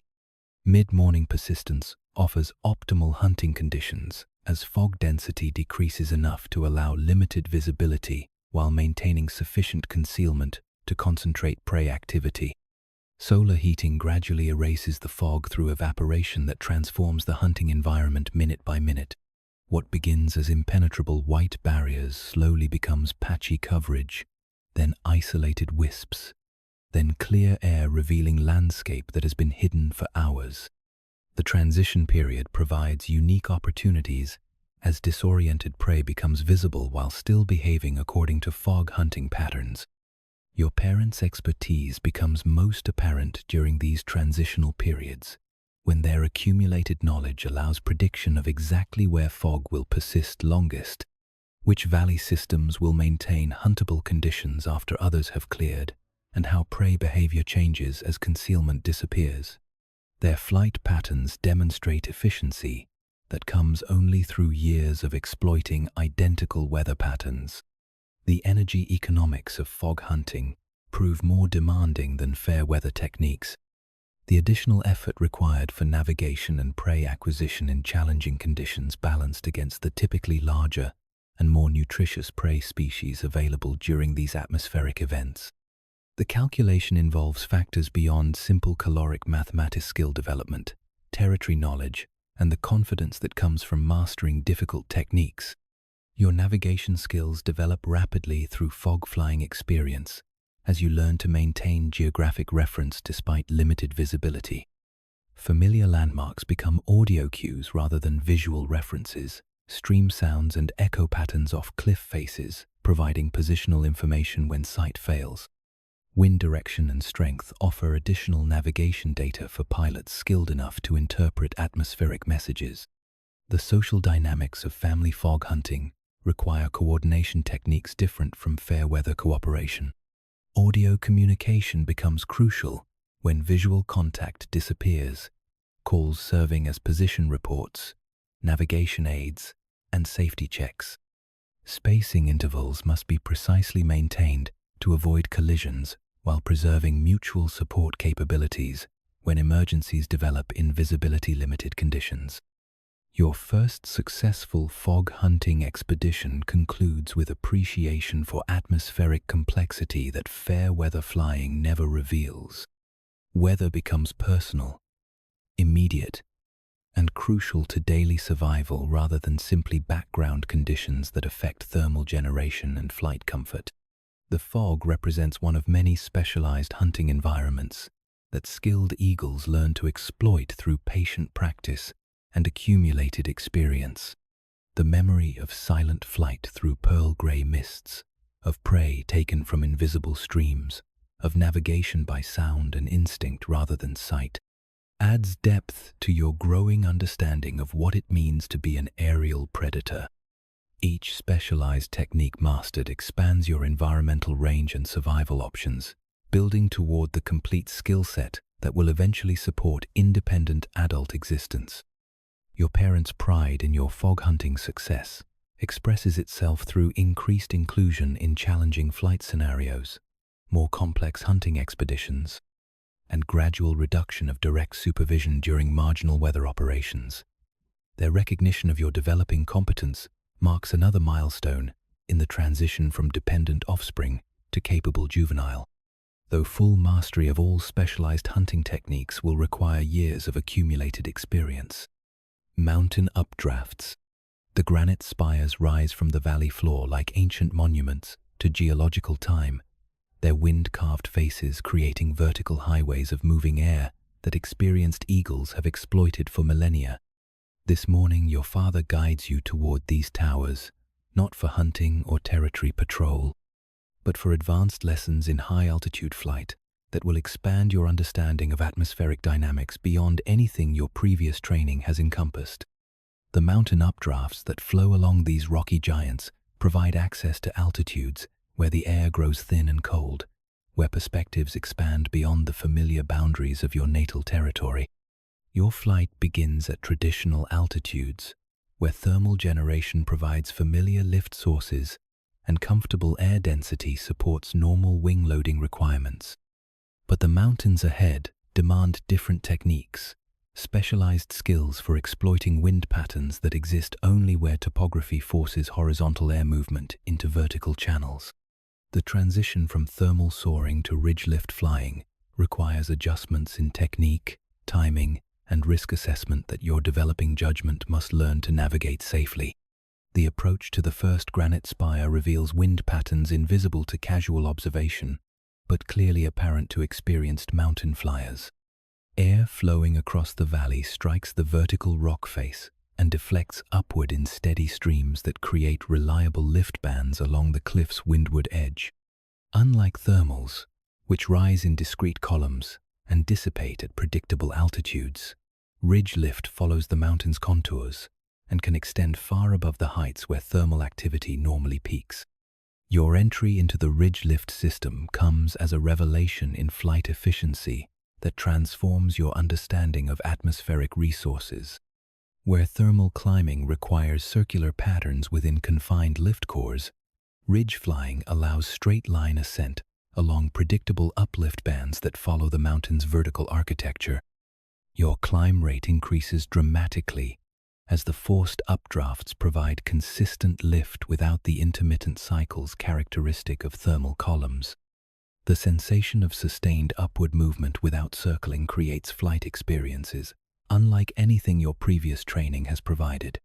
Your wings barely move as you ride the invisible escalator of forced lift, minute adjustments, maintaining position within the uplift band, while the mountain itself provides all climbing energy.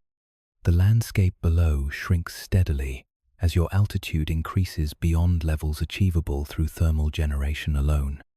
Your father's demonstration flight reveals advanced techniques for exploiting ridge lift systems that extend far beyond simple upward rides along cliff faces He shows you how to transition between multiple lift bands as mountain features create complex wind patterns, how to use ridge lift for cross-country flights that cover vast distances while gaining altitude continuously, and how to recognize conditions where ridge flying becomes dangerous rather than beneficial.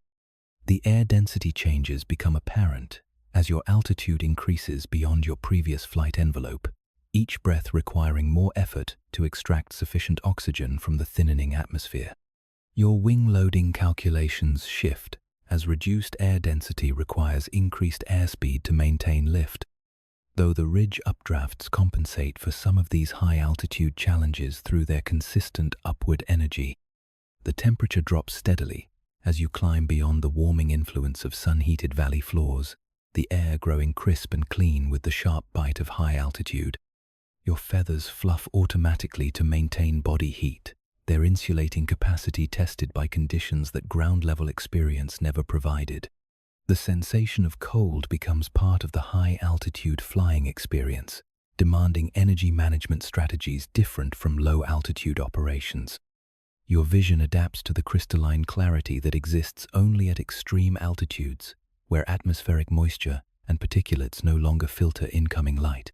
The world below appears with microscopic detail that reveals individual trees, buildings, and geographic features at distances that would render them invisible from lower altitudes. Rivers become silver threads, winding through landscapes that extend beyond every horizon.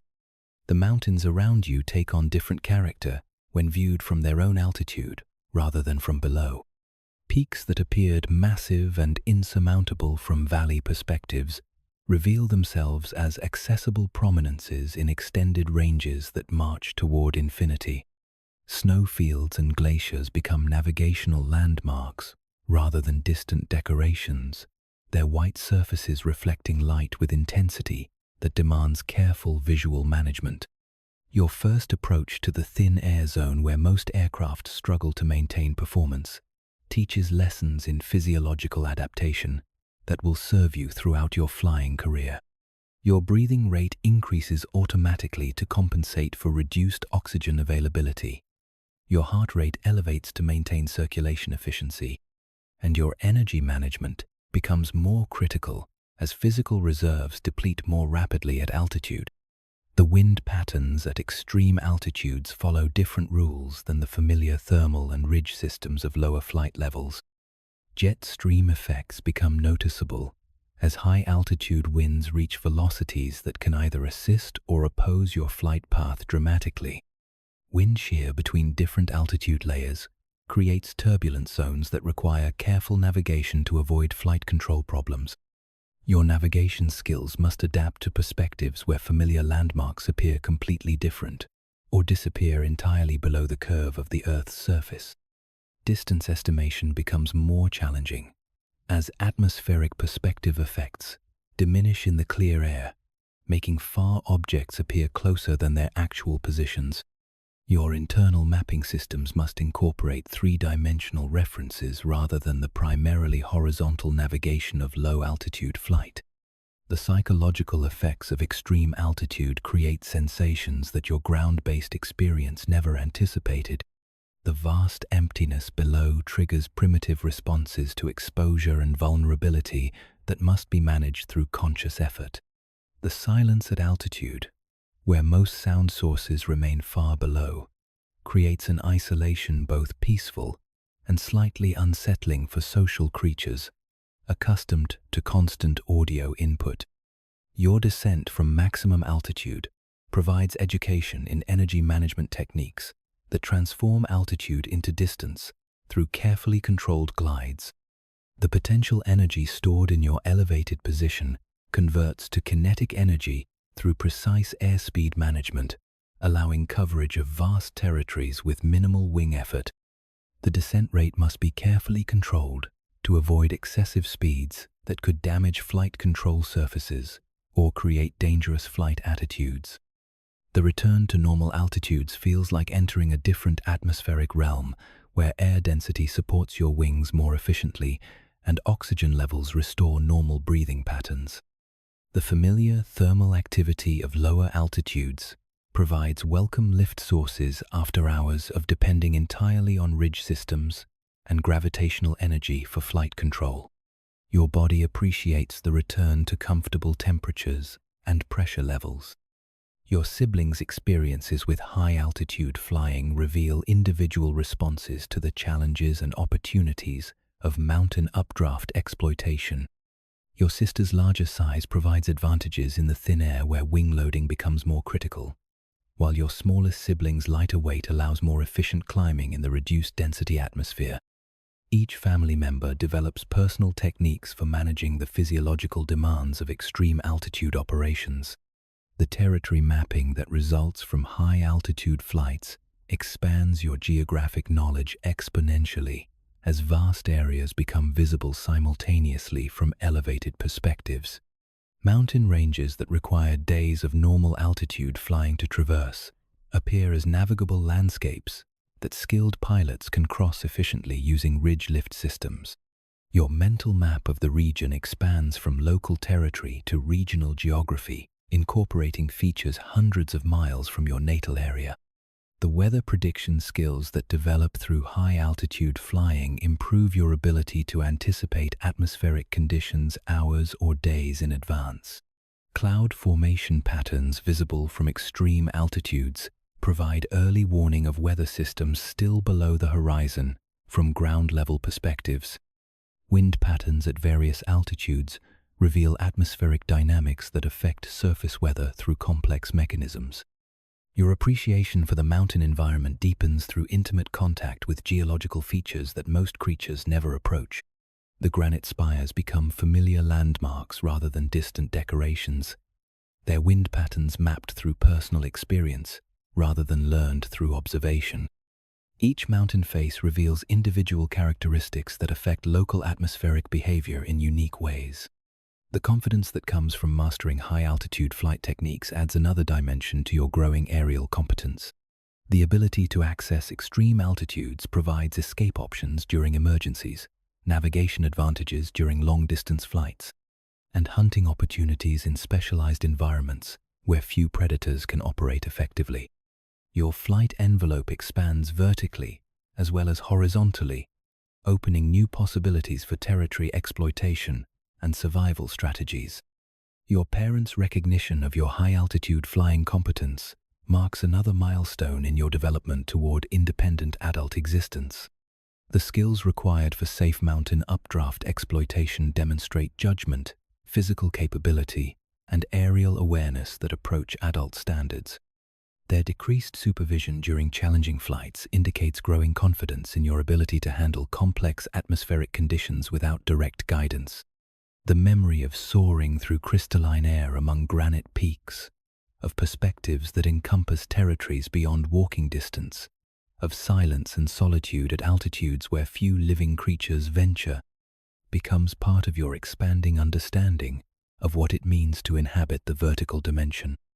Each specialized flying skill mastered adds to your capability portfolio, building toward the complete aerial competence that will support successful independent existence in one of nature's most demanding environments. Territory drawn in sky. High above the morning mist, where the air grows thin and the world below shrinks to a patchwork of greens and browns, an eagle begins the ancient ritual of claiming space. Not with fences or walls, not with the crude markers that ground-bound creatures might use, but with something far more elegant, the writing of invisible boundaries across the endless canvas of sky. The eagle rises on thermals that spiral upward like ghostly staircases, each wing beat deliberate, each movement part of a choreography older than memory. At 2,000 feet, 3,000, 4,000, until the earth becomes a map of itself, the great bird begins to trace the borders of its domain. These are not arbitrary lines drawn in momentary whim, but boundaries as real and respected as any human treaty, written in the language of wind and witnessed by clouds. The territory unfolds in sweeping arcs and graceful loops, each curve marking the edge of a hunting ground that might span 30 square miles of mountain, valley, and rushing river. The eagle's flight path becomes a slow, methodical signature across the morning sky, visible to any who know how to read such ancient script. Other eagles, distant specks against the horizon, watch this aerial calligraphy with the attention of scholars studying sacred text. From the west comes a challenger, another golden eagle, perhaps a younger bird, testing the strength of established boundaries, or an older one, whose own territory has been compromised by the encroachment of human development below. The two birds circle each other at a respectful distance, their calls carrying across the thin air like questions posed in a forgotten tongue. These are not the harsh screams of battle, but something more subtle inquiries about intention, assertions of presence, negotiations conducted in the universal language of flight. The territorial eagle climbs higher, demonstrating not aggression but authority, showing mastery of the vertical realm that separates earth from heaven. At 5,000 feet, the air is so clear that individual trees below become mere brushstrokes on a vast canvas. And here, in this rarefied space, the dance of boundary making continues. The challenger responds by mirroring these movements, but always at a distance, always acknowledging the invisible lines that separate one domain from another. There is no violence in this encounter, no fierce clash of talons or beating of wings. Instead, there is something far more sophisticated, a conversation conducted through aerial maneuvers, a diplomatic exchange written in the grammar of soaring flight. The established eagle performs a series of barrel rolls, its wings catching and releasing sunlight like signals flashed across the sky. The message is clear. This space is occupied, defended, and cherished. As the sun climbs higher, warming the air and creating stronger thermals, both birds ride these invisible elevators with the skill of master craftsmen. They know every pocket of rising air, every wind pattern that curves around mountain peaks and funnels through valleys. This knowledge is not learned but inherited, passed down through countless generations of eagles who have claimed and defended these same aerial highways. The territorial display continues for nearly an hour, a slow-motion dance of assertion and acknowledgement performed against the backdrop of an endless sky. The challenger, recognizing the strength and determination of the established bird, gradually extends its patrol to the eastern ridgeline, where perhaps unclaimed territory awaits, or where another eagle might be willing to negotiate new boundaries. Left alone again, the territorial eagle continues its patrol, but now with the relaxed confidence of authority reaffirmed. Each wing beat becomes a statement of ownership, each circling flight a renewal of ancient claims. The invisible borders have been redrawn, not in ink or paint, but in the more permanent medium of understanding, that mutual recognition among eagles that some spaces are sacred, some boundaries inviolate. As afternoon approaches and the thermals begin to weaken, the eagle completes one final circuit of its domain. From this height, the territory reveals itself as a perfect integration of mountain, forest, and rivera, complete ecosystem capable of supporting not just one eagle, but the eventual family that will depend on this carefully defended space. The rabbit warrens below, the fish-rich streams, the rocky outcroppings perfect for nesting all of these resources lie within the invisible boundaries that have been so carefully maintained. The patrol ends as it began, with quiet authority rather than dramatic gesture. The eagle settles on a high perch, wings folding with the satisfaction of duty fulfilled, territory secured, and ancient protocols observed.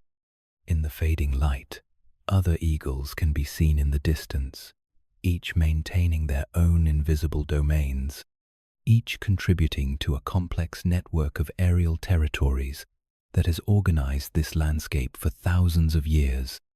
Tomorrow will bring another patrol, another gentle but firm assertion of boundaries written in sky. The ritual will continue, as it has since eagles first learned to soar, a testament to the possibility of claiming space without destroying it, of asserting ownership without denying the freedom of the very element wind and sky that makes such ownership possible. Courtship dance. In the golden hour before sunset, when the air holds the last warmth of the day and thermals rise like invisible pillars from the sun-heated earth, two eagles begin the most exquisite dance in all of nature. This is not the frantic mating display of smaller birds, not the brief and hurried coupling of creatures governed by mere instinct. This is something altogether more sublime, a courtship that unfolds over weeks, sometimes months, conducted in the vast amphitheater of sky with all the gravity and grace of an ancient ceremony. The male rises first, climbing steadily on broad wings that barely seem to move, each feather positioned with the precision of a master calligrapher's brush. At 1,000 feet, 2,000, 3,000, he continues his ascent until he becomes a dark speck against the deepening blue of evening sky. Only then does he begin the courtship proper, folding his wings and diving earthward in a controlled fall that speaks of absolute mastery over the forces of gravity and air. This is no reckless plummet, but a calculated display of aerial artistry. The male eagle carves a series of perfect loops through the air, each circle smaller than the last, spiraling downward in a display that transforms pure physics into poetry. His wings catch and release the golden light of sunset, creating flashes of brilliance that signal his presence to any who might be watching from the shadowed valleys below. From her perch, on a dead pine that has stood sentinel on this mountainside for perhaps a century, the female watches. She has been courted before eagles mate for life, but courtship is renewed each season, a yearly reaffirmation of bonds that may last decades. Her dark eyes track every movement of the male's aerial ballet, reading in his flight the story of his strength, his health, his worthiness as a partner in the great endeavor of raising young in this harsh and beautiful landscape. The male completes his diving display and climbs again, this time extending an invitation through the ancient language of flight. He positions himself just below the female's eye level, perhaps 50 yards away, and begins a series of graceful figure eights.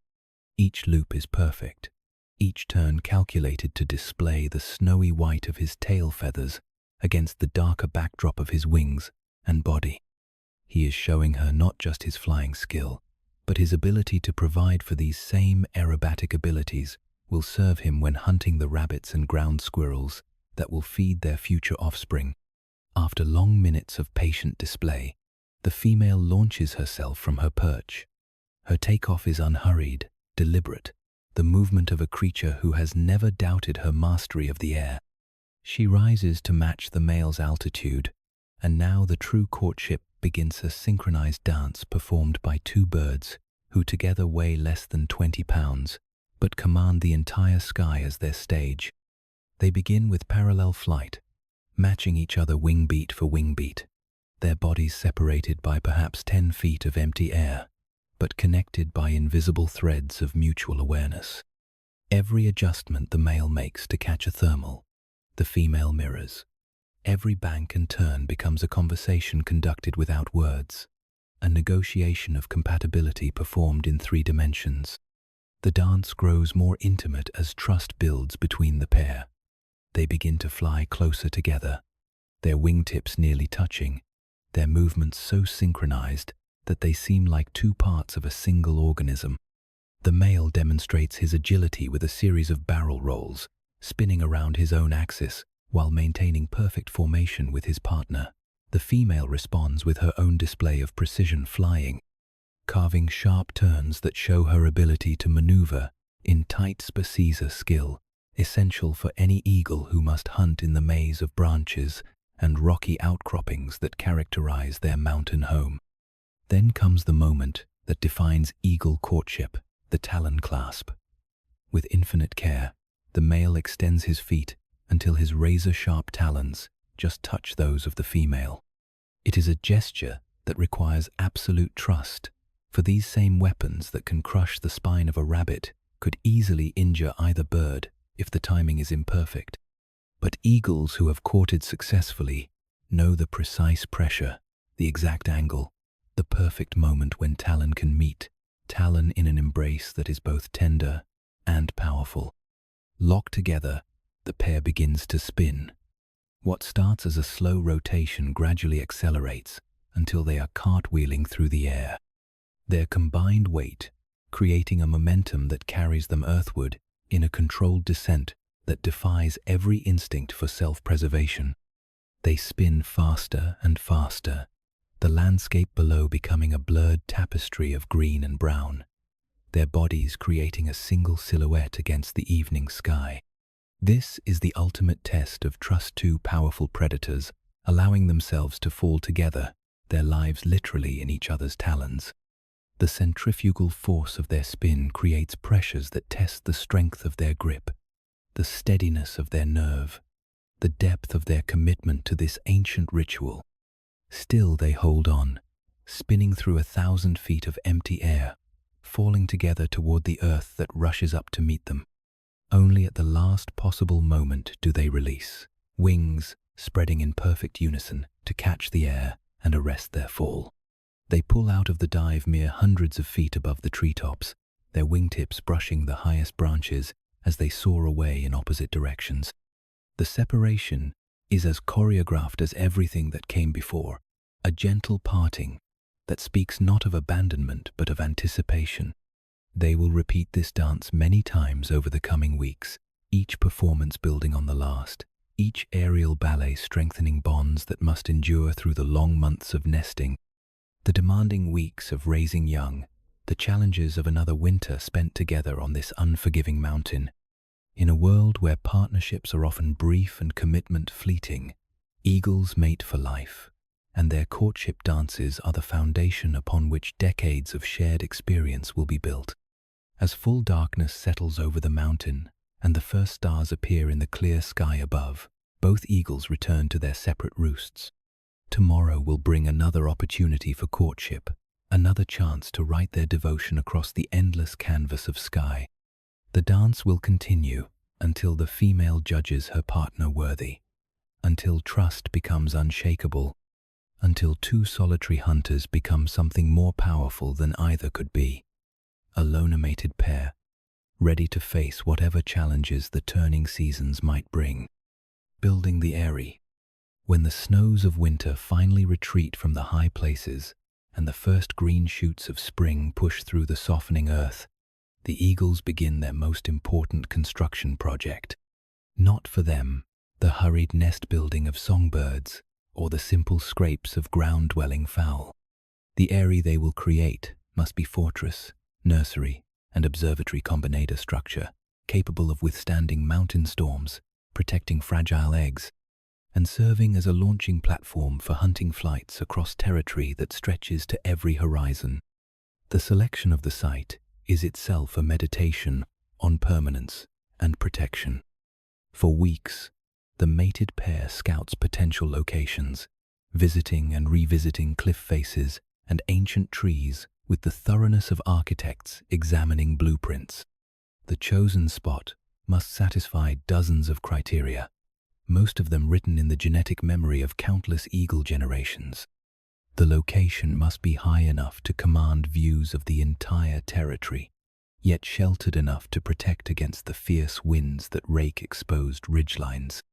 It must be accessible to the adult birds, but impossible for ground-based predators to reach. Most importantly, it must be solid enough to support a structure that will grow larger each year, for eagles return to the same nest, season after season, adding new materials until some eyries become massive constructions weighing several tons. This year's choice falls upon a ledge of granite that juts from a cliff face like a natural balcony, some 800 feet above the valley floor. The rock itself has been shaped by millennia of weather into a formation that seems designed for precisely this purpose, a broad shelf protected by an overhang of stone, with commanding views south across the river valley and north toward the high peaks where thermal currents will provide easy access to hunting grounds. Previous eagles have nested here before. The white stains of generations paint the rock face below, and scattered among the loose stones are the bleached fragments of old construction twigs weathered to silver, bits of fur and feather from long-ago meals. The male begins the construction with the methodical patience of a master craftsman. His first flights are dedicated to gathering the foundation material's sturdy branches, as thick as a human forearm, pieces of driftwood carried up from the river below, even the occasional human artifact scavenged from campsites or abandoned cabins. Each piece is tested for weight and flexibility before being transported to the nest site. Carried in talons strong enough to crack bones but capable of handling these building materials with surprising delicacy. The architecture of an eagle's nest follows principles both ancient and practical. The foundation must be broad and strong, a platform capable of supporting not just the weight of 2 adult eagles, but the eventual addition of eggs, growing eaglets, and the accumulated debris of a summer's hunting. The male lays each branch with consideration, weaving larger pieces together to create a matrix that will hold firm against mountain winds that can exceed 60 miles per hour. The female participates in every aspect of the construction, but her role shifts depending on the phase of building. During the early foundation work, she serves as both inspector and gatherer, testing the male's work with her own weight, adjusting the placement of branches, and contributing her own materials to the growing structure. Her standards are exacting. This nest must protect the most precious cargo imaginable, and no detail can be left to chance. As the basic platform takes shape, the work becomes more refined. The outer walls rise in a rough circle, created from progressively smaller branches woven together with the skill of master basket makers. The eagles seem to understand principles of engineering that human architects discovered only recently, the way that overlapping elements create strength greater than the sum of their parts, how proper drainage prevents water damage, why a slight depression in the center will keep eggs from rolling to the edges. The gathering of materials takes the eagles across their entire territory and beyond. They strip bark from certain trees, selecting only pieces with the right texture and flexibility. They collect moss from north-facing rocks, where it grows thick and soft, perfect for lining the nest cup where eggs will eventually rest. Grasses are chosen for their length and durability. Feathers collected not just from their own molting but from other birds encountered during hunting flights. The work continues from dawn until dusk, broken only by the necessity of hunting and eating. Each eagle makes dozens of trips daily, their powerful wings carrying loads that would challenge birds half again their size. A single stick might require a flight of several miles if the right material isn't available nearby, and the eagles show remarkable selectivity, sometimes rejecting dozens of potential pieces before finding one that meets their exacting standards. As the nest nears completion, the focus shifts to the interior. The nest cup, the depression, where eggs will be laid, and eaglets raised, receives the most careful attention. The female takes primary responsibility for this crucial phase, using her body to shape the hollow to exactly the right depth and dimensions.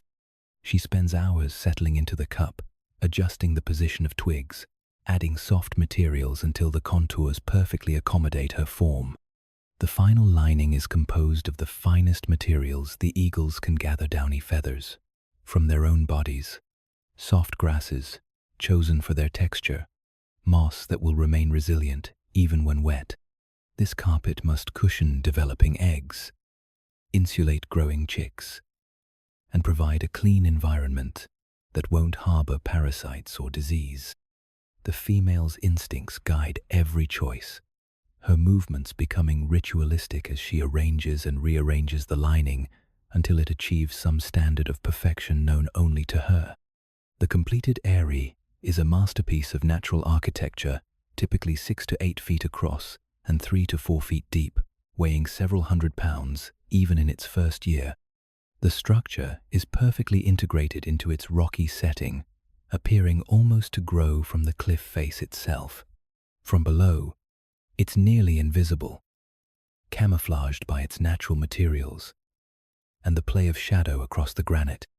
But from within, it offers panoramic views across the entire territory, a command post from which the eagles can monitor weather, track potential prey, and watch for any threats to their future offspring. The building process has taken nearly a month of intensive work, but it represents more than mere construction.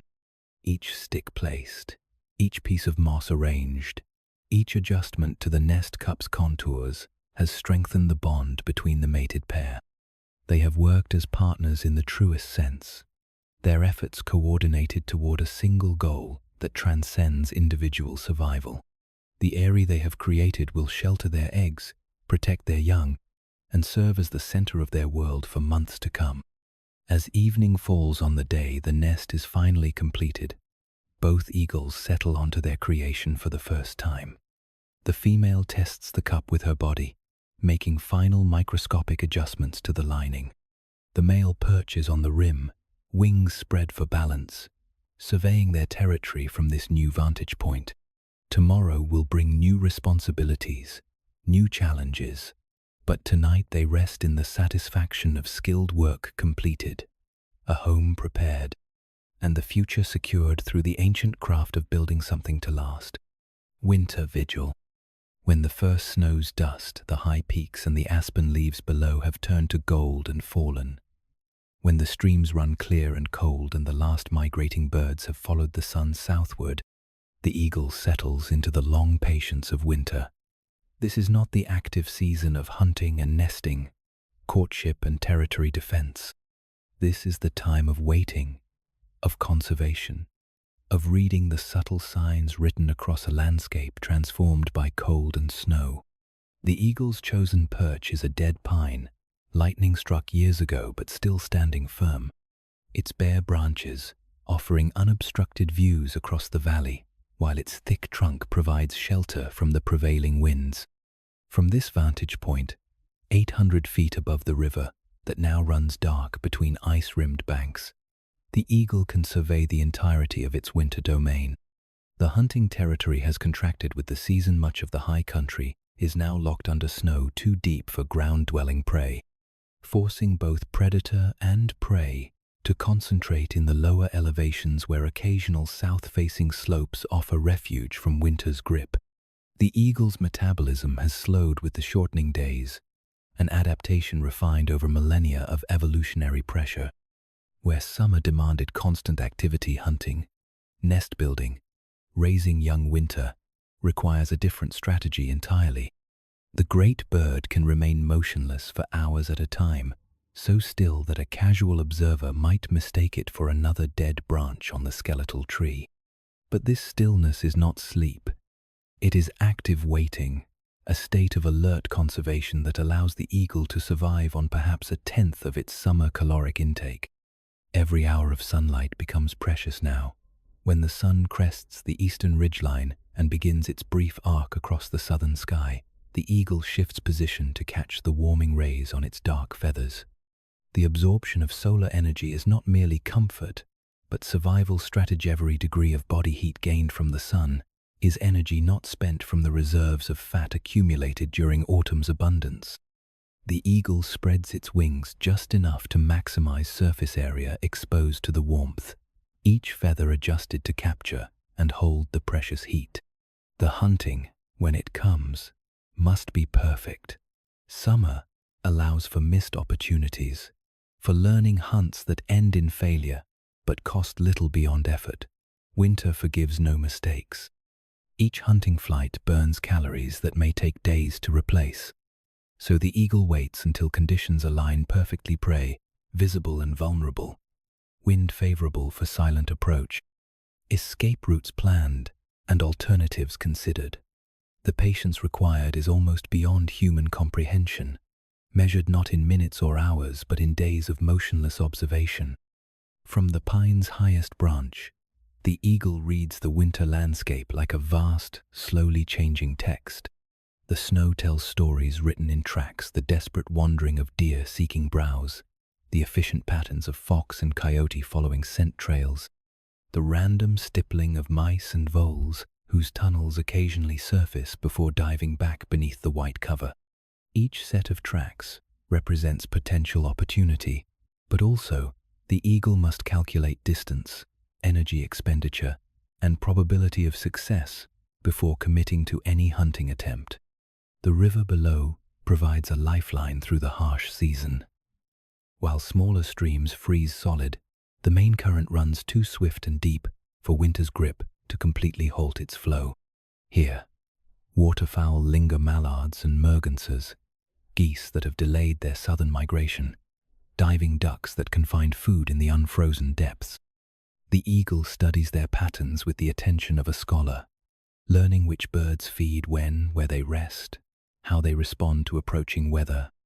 A single waterfowl can provide enough calories to sustain the eagle for days, making the knowledge of their habits literally a matter of life and death.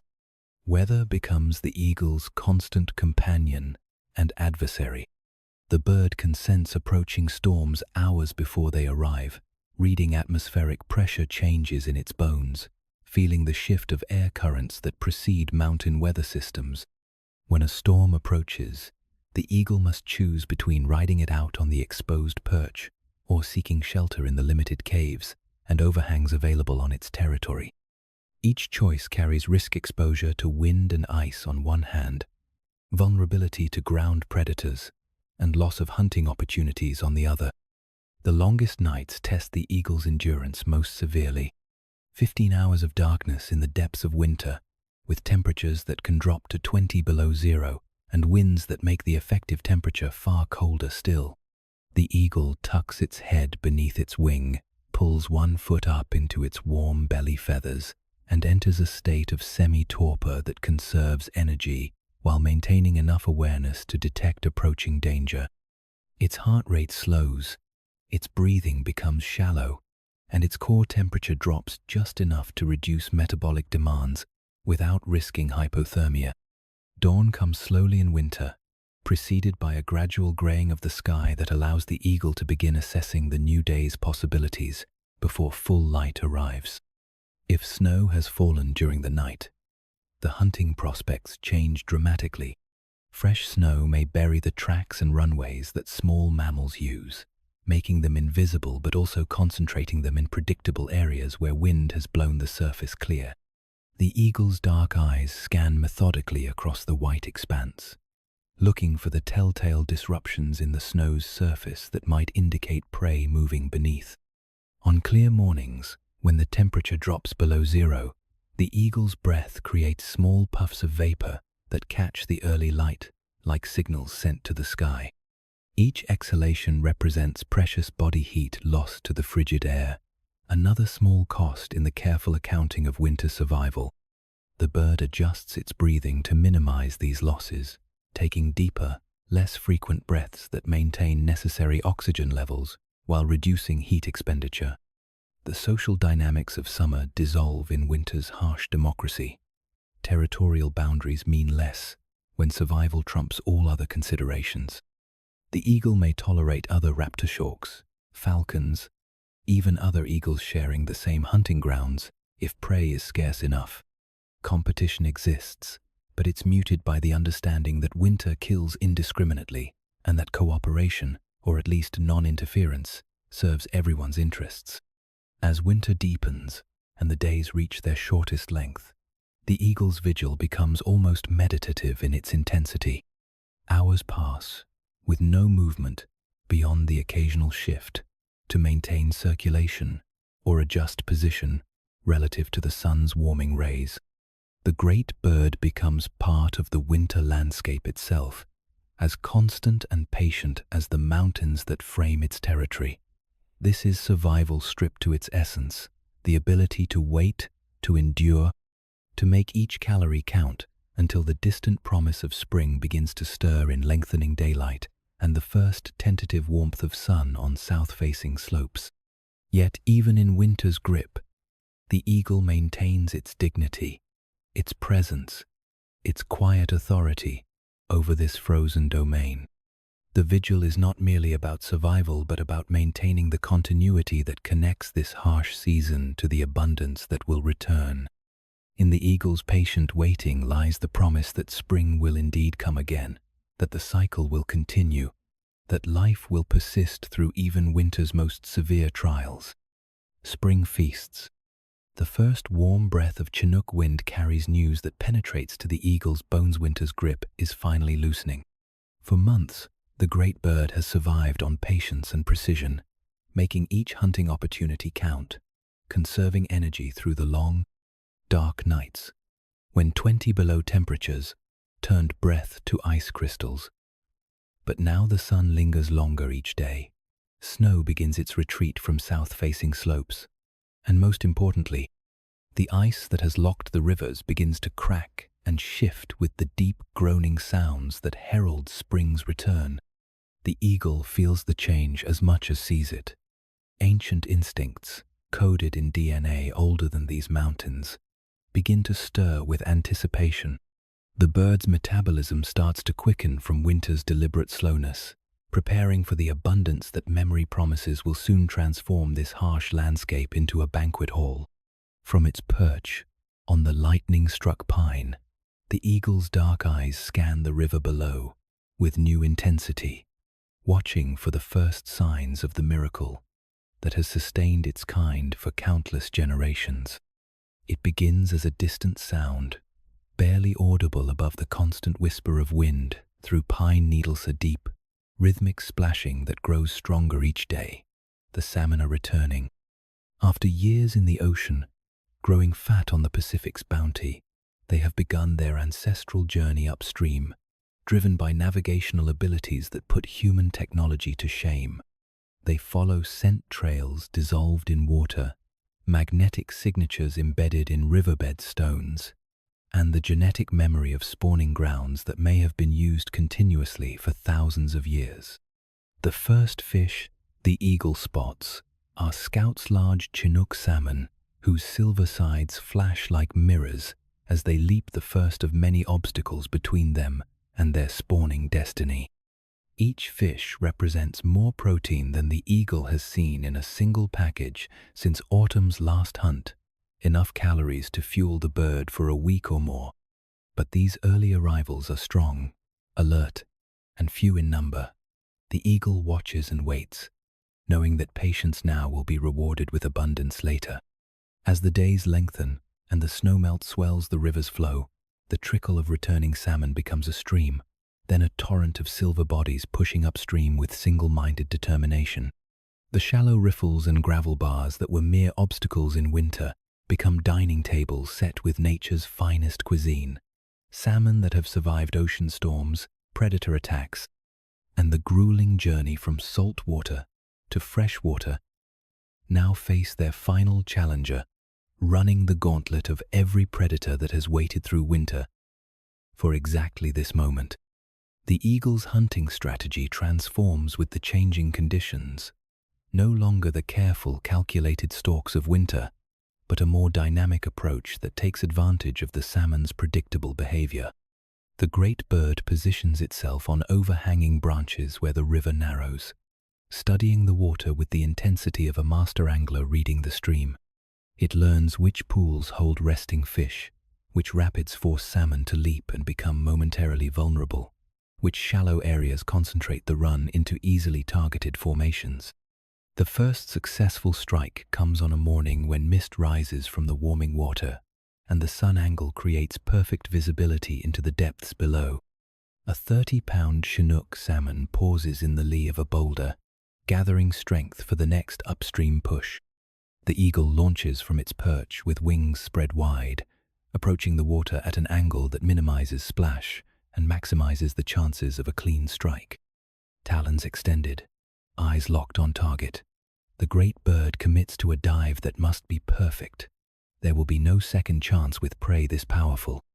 The strike is over in seconds, but those seconds contain a lifetime of evolutionary refinement.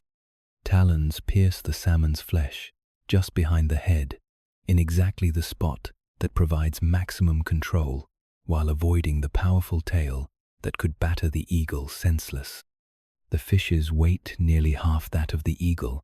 It self-tests every sinew and tendon as the bird struggles to lift its prize from the water. Wings beating furiously, the eagle gains just enough altitude to reach a nearby sandbar where the real work of feeding can begin. The abundance that follows is almost overwhelming after winter's scarcity.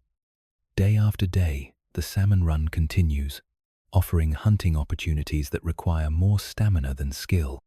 The eagle feeds until its crop bulges, then rests, while digestion converts protein into the energy that will fuel spring's many demands. For the first time in months, the bird can afford to be wasteful, eating only the choicest parts of each fish and leaving the rest for the ravens, gulls, and countless other scavengers that have also learned to time their lives around the salmon's return. But the feast is about more than mere feeding. The eagle's body is preparing for the demands of the nesting season that lies ahead. The female especially must accumulate the resources needed to produce eggs each, one representing a massive investment of calcium, protein, and energy.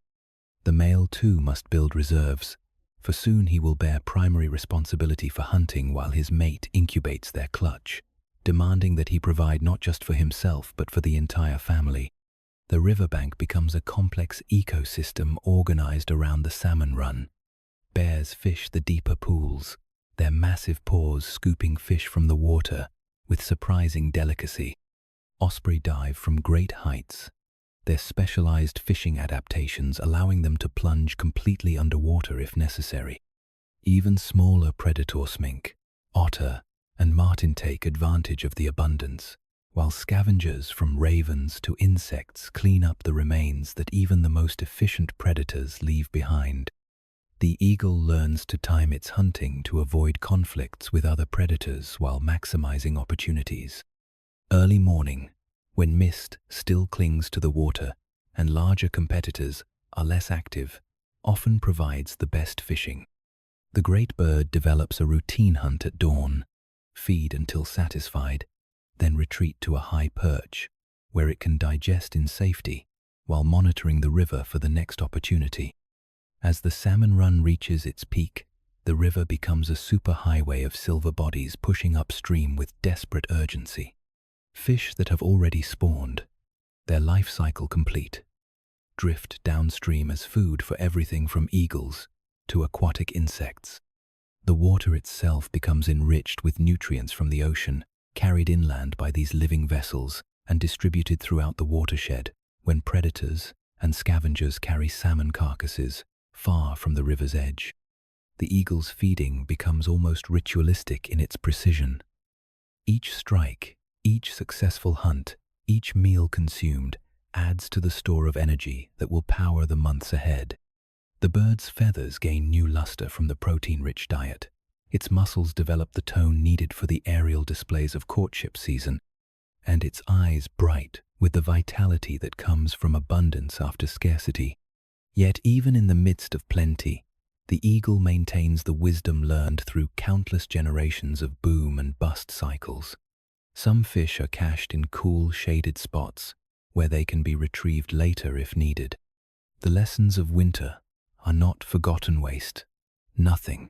Take advantage of every opportunity and remember that abundance is temporary, while hunger is always waiting just beyond the horizon.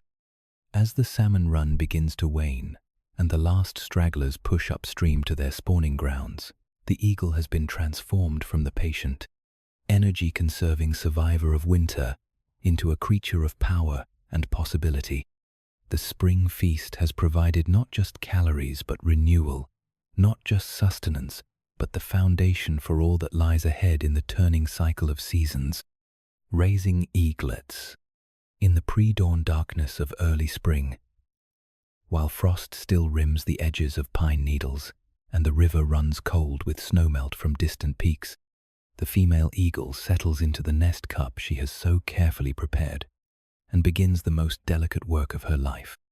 The eggs beneath her, typically 2, sometimes 3, each one representing months of accumulated resources and evolutionary perfection, require not just warmth, but precise temperature control, regular rotation, and protection from the mountain weather that can shift from gentle sunshine to howling blizzard in the space of an hour. The incubation period becomes a meditation in patience and precision. For 35 days, sometimes longer in the harsh conditions of high altitude, one or both of the adult eagles must maintain constant vigilance over their developing offspring. The female takes the primary responsibility, her broad body covering the eggs like a living blanket, her brood patch an area of bare skin, rich with blood vessels in direct contact with the shells to provide optimal heat transfer. Every few hours, she rises carefully and uses her beak to rotate each egg, ensuring that the developing embryos receive even warmth and preventing them from adhering to the shell membranes. The male's role during incubation is no less crucial, though more visible from the outside world. He becomes the sole provider for the family, his hunting territory expanding to include the richest areas within flying distance of the nest. The salmon runs of spring provide abundant protein, but eagles require variety in their diet, especially when supporting the complex nutritional needs of developing eggs and growing chicks. His daily hunts range from waterfowl surprised on hidden ponds to rabbits caught in morning meadows, from carrion discovered on distant ridgelines to fish snatched from rivers swollen with snowmelt. The nest itself becomes a fortress of parental dedication. Built and rebuilt over multiple seasons, the massive structure now serves as nursery, weather shelter, and observation post combined. The thick walls of interwoven branches break the mountain winds that could chill developing eggs, while the carefully constructed cup cradles its precious cargo against temperature fluctuations that could prove fatal. The female's body heat, combined with the insulating properties of her specialized brood feathers, creates a microclimate within the nest that remains remarkably stable despite the wild weather patterns common to mountain springs. When the first pip appears a tiny hole in the shell made by the chick's egg, both parents become intensely focused on the hatching process. The sound of peeping from within the egg triggers parental behaviors refined over millions of years of evolution. The hatching process can take more than a day, requiring enormous effort from the developing chick as it gradually breaks free from the shell that has been both protection and prison for more than a month. The parents do not assist directly in the hatching. The chick must prove its viability by completing this first great challenge of life, but they provide encouragement through soft vocalizations and careful positioning to ensure the hatching occurs in the warmest, most protected part of the nest. The newly hatched eaglets are barely recognizable as future masters of the sky. Covered in gray down rather than feathers, their eyes sealed shut, their heads seemingly too large for their weak necks to support, they appear helpless beyond measure. Yet within hours of hatching, these tiny creatures demonstrate the fierce appetites that will drive their remarkable growth. An eaglet can double its body weight in the first week of life, fueled by the constant provision of food that now becomes the parent's primary occupation. The feeding process reveals the tender side of creatures often portrayed as fierce predators. The adults tear bite-sized pieces from their prey with surgical precision, removing bones, scales, and other indigestible materials before offering the prepared morsels to their offspring. The chicks respond to feeding with gaping mouths and urgent peeping, their entire bodies trembling with the effort of begging for food. In the early days, each chick may require feeding every hour during daylight, keeping both parents in constant motion between hunting forays and nest attendance. The brooding behavior continues well after hatching, as the young eagles cannot regulate their own body temperature for several weeks. The female maintains almost constant coverage of the chicks during their first 10 days of life, rising only when the male returns with food or when necessary adjustments to the nest require her attention. Her body becomes a living thermostat, responding to changing weather conditions by adjusting her position, fluffing or compressing her feathers, and even panting slightly during unexpectedly warm afternoons to prevent overheating the young beneath her. As the eaglets grow, their demands intensify rather than diminish. By 3 weeks of age, each chick consumes nearly a pound of food daily, their rapid growth requiring a constant supply of high-quality protein. The male's hunting expeditions become longer and more varied as he searches for prey sufficient to feed the growing family. Ground squirrels, marmots, young deer, waterfowl, fish, and even carrion all contribute to the eaglet's diet. The variety serves a purpose beyond mere calories-different prey. Animals provide different nutrients essential for proper feather development, bone growth, and neurological development.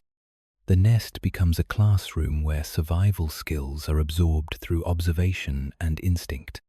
Long before they can fly, the eaglets begin exhibiting hunting behaviors, pouncing on sticks brought to the nest, grappling with each other in play, fights that develop coordination and strength, and watching intently as their parents demonstrate the art of tearing prey into manageable pieces.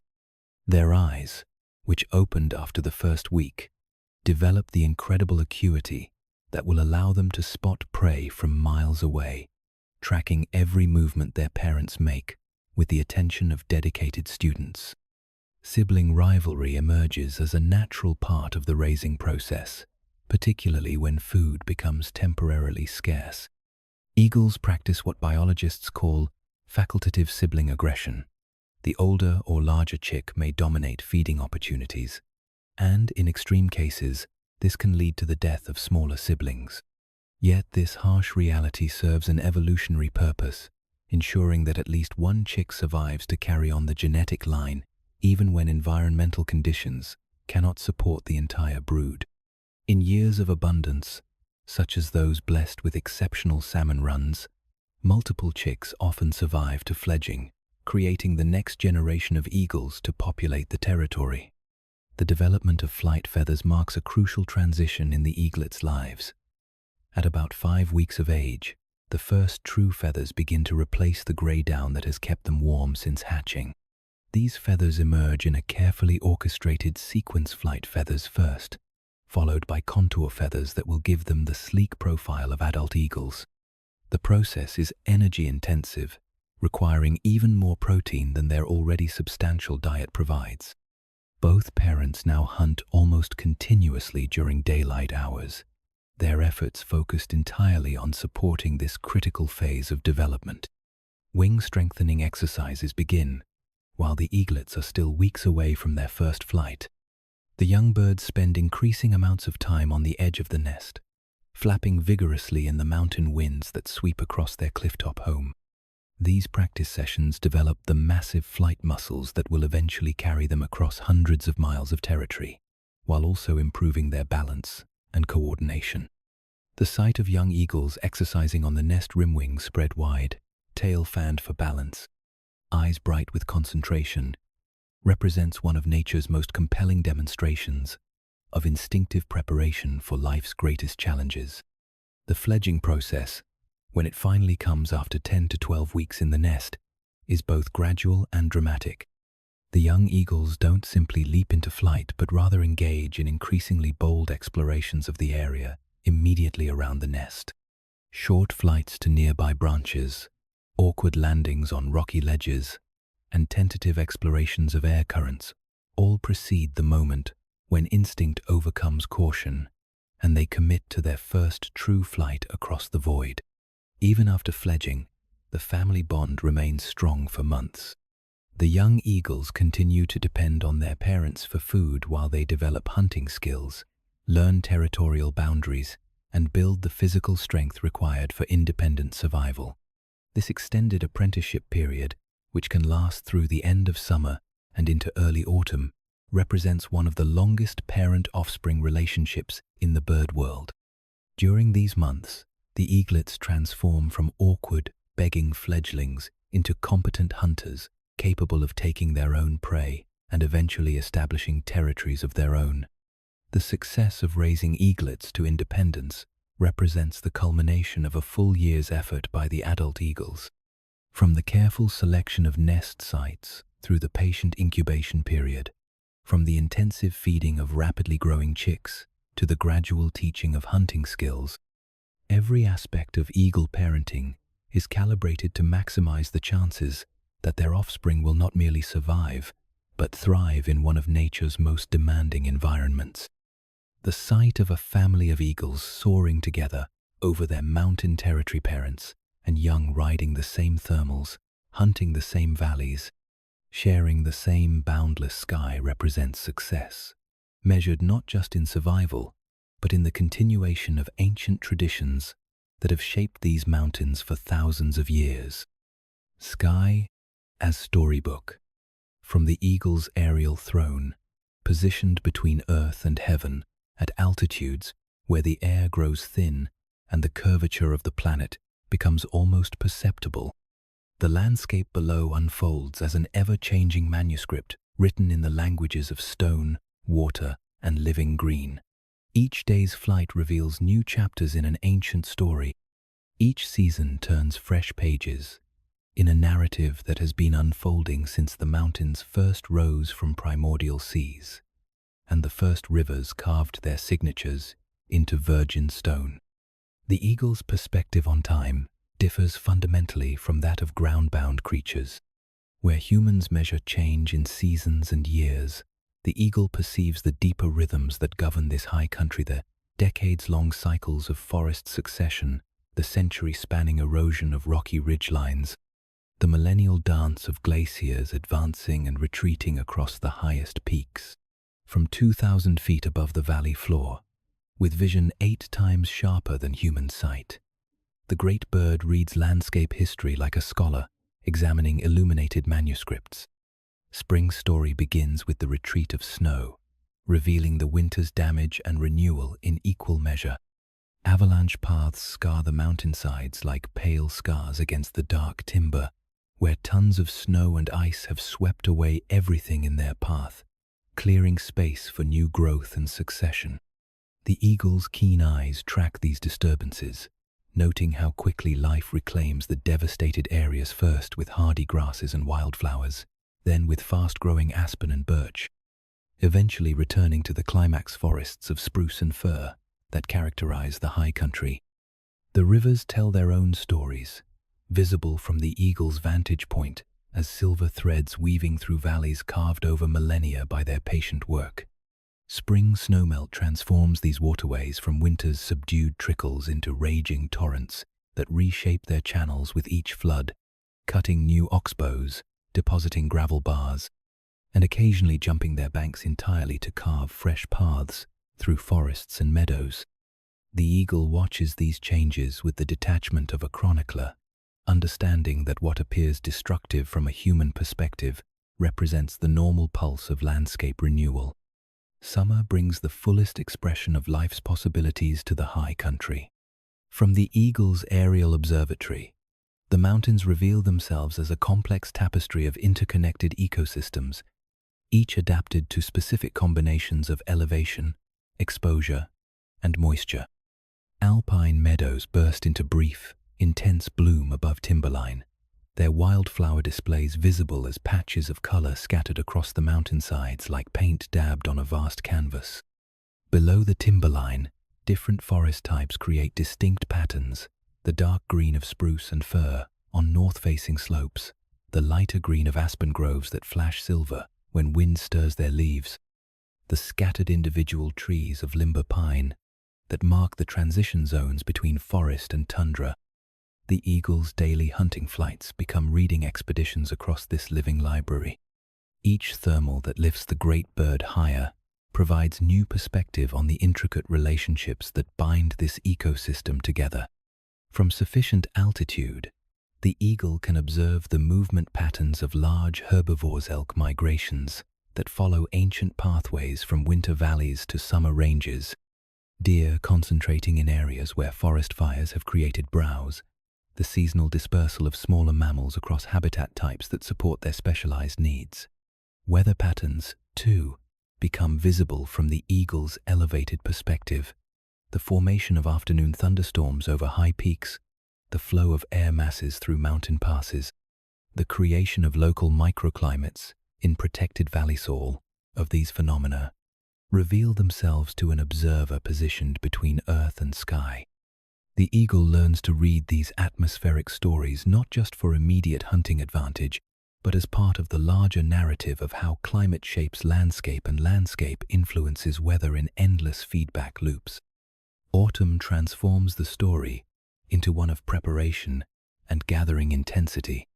The deciduous trees that seemed merely green accent marks in summer's tapestry now reveal themselves as the starring players in a drama of color that sweeps across entire mountainsides. From the eagle's perspective, the progression of fall colors becomes a slow-motion wave rolling down from the highest elevations toward the valleys first, the alpine willows turning gold above timberline, Then the aspen groves creating bands of yellow that seem to glow with their own light. Finally, the scattered oak and maple, adding splashes of red to the lower elevations. This color show serves purposes beyond mere beauty, representing the tree's strategic withdrawal of resources from leaves that cannot survive winter's harsh conditions. The eagle witnesses this annual retreat and concentration of life force, observing how each species has evolved its own timing and strategy for surviving the approaching dormant season. Some trees have already begun dropping their leaves by early autumn, while others hold their colors well into winter, each approach representing thousands of years of evolutionary experimentation with survival strategies. Winter's story, when it finally arrives, is written in stark black and white across a landscape transformed by snow and ice. The eagle's aerial perspective reveals how topography channels wind and weather into patterns that create vast differences in snow accumulation across relatively small areas. South-facing slopes may remain nearly bare while north-facing valleys fill with snow depths measured in feet rather than inches. These patterns, visible as abstract art from the eagle's altitude, determine which areas will support wildlife through the harsh months and which will become virtual deserts until spring's return. The eagle's reading of this winter story includes subtle details invisible to ground-bound observers. The track patterns of mammals become clearly visible against the white background, telling stories of successful hunts, failed attempts at finding food, territorial boundaries maintained even in harsh conditions, and the constant struggle for survival that defines life in the high country. Even the patterns of wind-blown snow reveal landscape features and weather patterns, creating sculptural forms that speak of the fundamental forces shaping this mountain environment. Throughout all seasons, the eagle observes the slower stories written in geological time. Rock formations reveal the ancient history of this landscape, layers of sedimentary rock that speak of prehistoric seas, igneous intrusions that mark periods of volcanic activity, metamorphic zones where tremendous pressure and heat have transformed existing stone into new forms.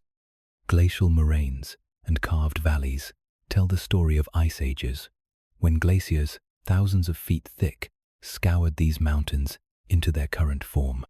From the eagle's perspective, human presence becomes just another chapter in this ongoing story. Small clearings in ancient forests, thin ribbons of road following valley bottoms, occasional buildings that seem almost insignificant against the scale of mountain landscape.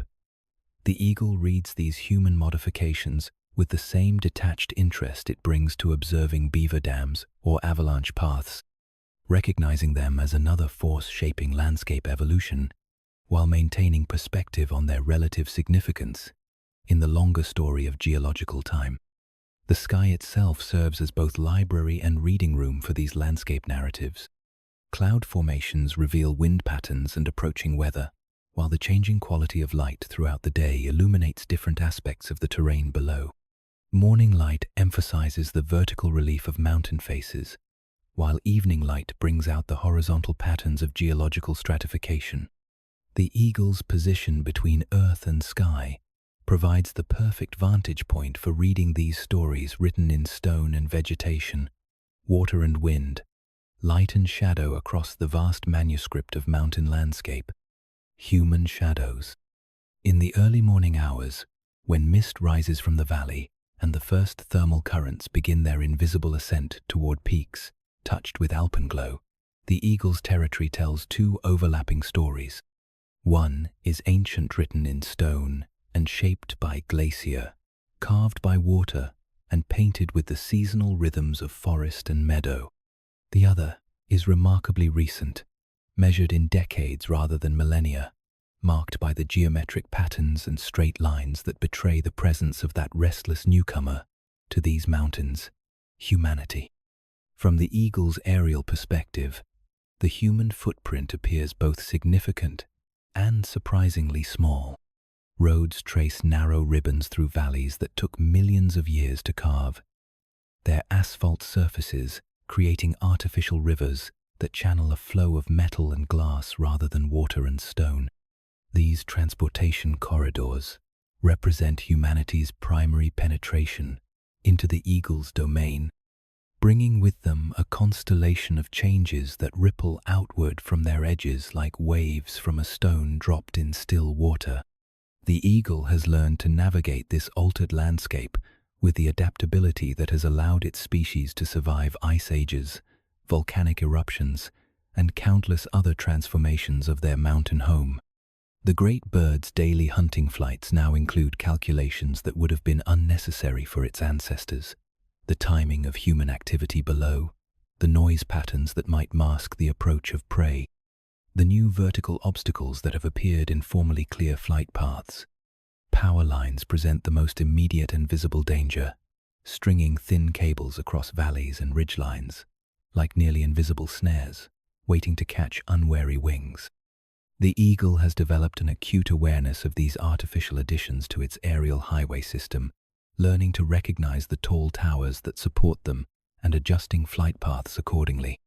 Yet the lines themselves remain difficult to see, especially in poor light or adverse weather, creating a persistent hazard that claims some eagles despite their growing wariness. The expansion of human settlement into higher elevations has created a complex mosaic of opportunity and threat. Residential developments, even those designed to minimize environmental impact, bring with them domestic animals that can serve as both prey and predator.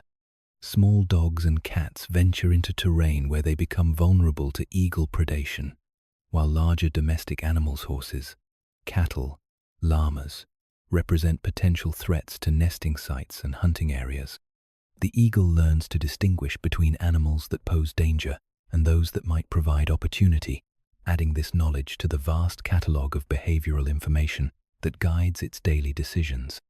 Recreational human activity follows seasonal patterns that the eagle incorporates into its understanding of territorial dynamics. Winter brings skiers to slopes that were previously accessible only to the most dedicated human climbers, their bright clothing and mechanical noise creating disturbances that can affect wildlife behavior across wide areas. Spring and summer hiking activity concentrates along established trails and near water sources, creating predictable zones of human presence that the eagle can either avoid or exploit, depending on circumstances. The sounds of human activity create a new acoustic landscape that overlays the natural symphony of wind, water, and wildlife calls. Chainsaws mark the locations of logging operations, their harsh mechanical voices carrying for miles in the thin mountain air.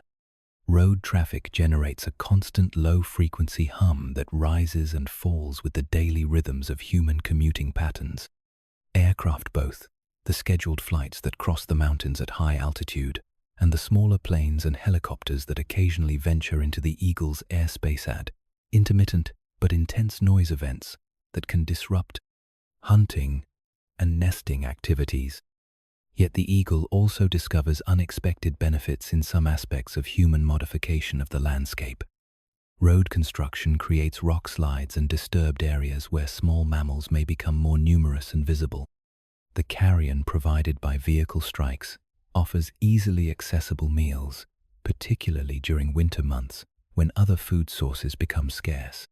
Even the thermal updrafts created by paved surfaces and buildings can provide additional lift for soaring eagles, though the risks associated with flying near human infrastructure often outweigh these marginal benefits. The eagle's nesting behavior adapts to incorporate awareness of human activity patterns. Traditional nest sites near hiking trails or scenic viewpoints may be abandoned in favor of more remote locations, even if those sites are less optimal from a hunting or weather protection standpoint. The timing of nesting activities may shift to avoid peak periods of human recreation, with eagles beginning their breeding cycles earlier or later to minimize disturbance during the most vulnerable stages of egg incubation and chick rearing. Hunting strategies evolve to account for the altered behavior of prey species in human-modified landscapes. Deer and elk that once moved freely across open meadows now concentrate their feeding activities in early morning and evening hours, avoiding the midday periods when human recreational activity peaks. Small mammals adapt their surface activity patterns to avoid areas of heavy human traffic, forcing eagles to modify their hunting techniques and expand their search patterns to include more remote or difficult terrain. The eagle observes with detached interest the cyclic nature of human impact on the mountain environment. Logging operations clear large areas of forest, creating temporary openings that support different communities of plants and animals before succession gradually returns the areas to their original forest cover. Mining claims scar mountainsides with road cuts and equipment staging areas. But many of these industrial sites are eventually abandoned and slowly reclaimed by natural processes. Even permanent human settlements undergo constant change, with buildings constructed, modified, and sometimes demolished as human needs and economic conditions shift. Climate change, largely driven by human activities far from these mountains, manifests in ways that the eagle can observe but not fully comprehend. Tree lines creep slowly upward, as warming temperatures allow forests to establish themselves at elevations that were previously too harsh to support tree growth. Snowpack patterns shift, affecting the timing of snowmelt and the seasonal availability of water sources that support the complex web of life on which the eagle depends. These changes occur gradually enough that they don't disrupt the eagle's immediate survival, but they represent a shift in baseline conditions that will ultimately reshape the mountain ecosystem. The eagle's relationship with humanity remains fundamentally asymmetrical.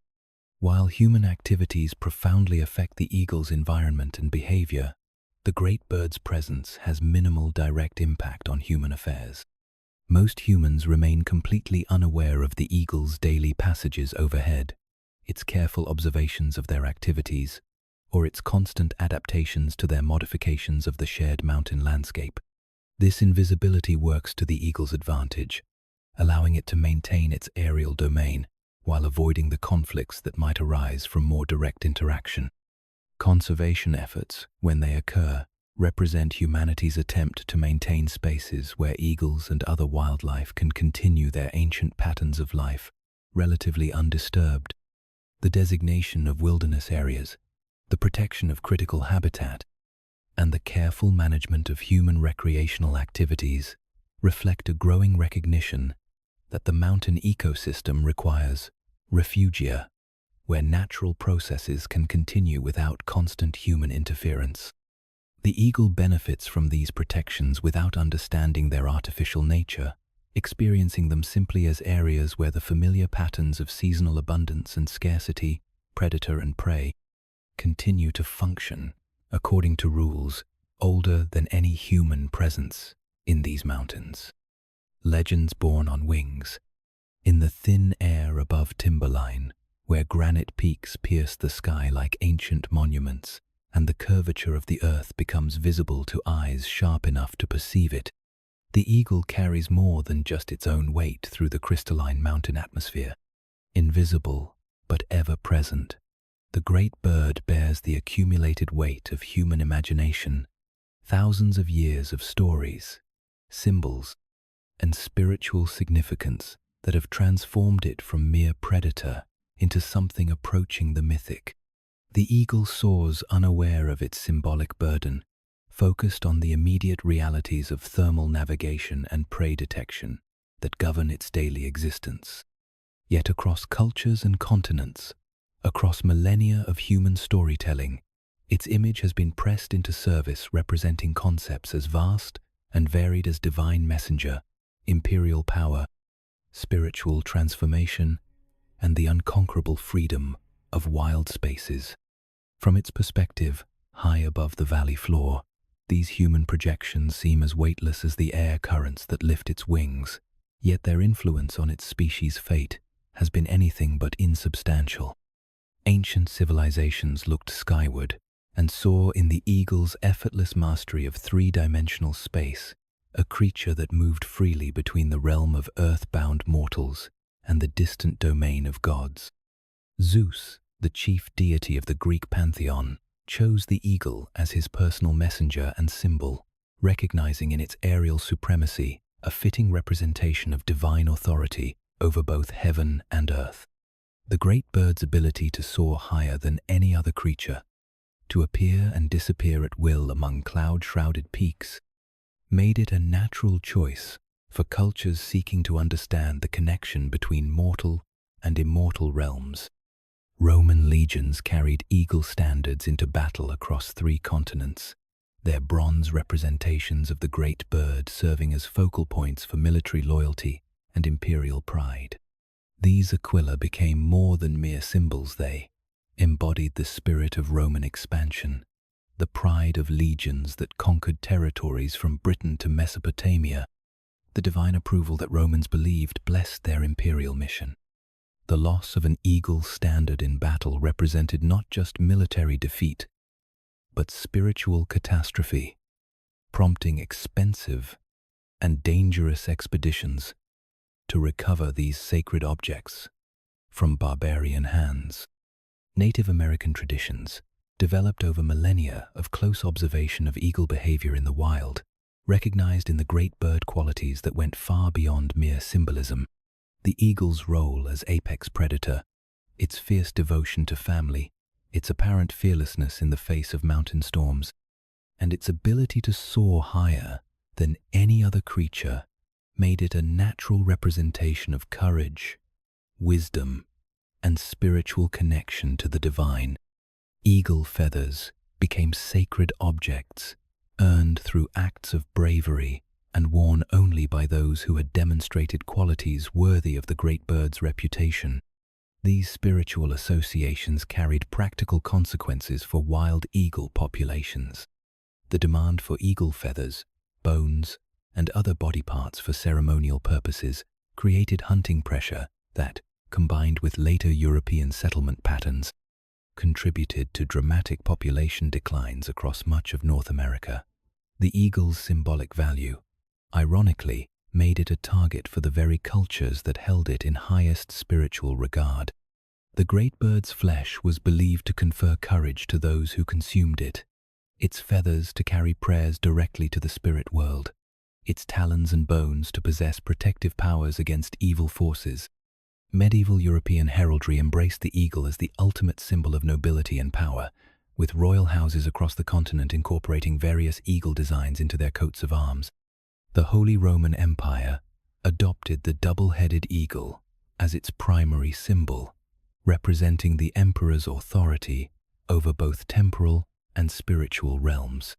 These heraldic eagles, stylized and simplified for artistic convenience, bore little resemblance to the living birds that inspired them. Yet their symbolic power influenced political and military decisions that shaped European history for centuries.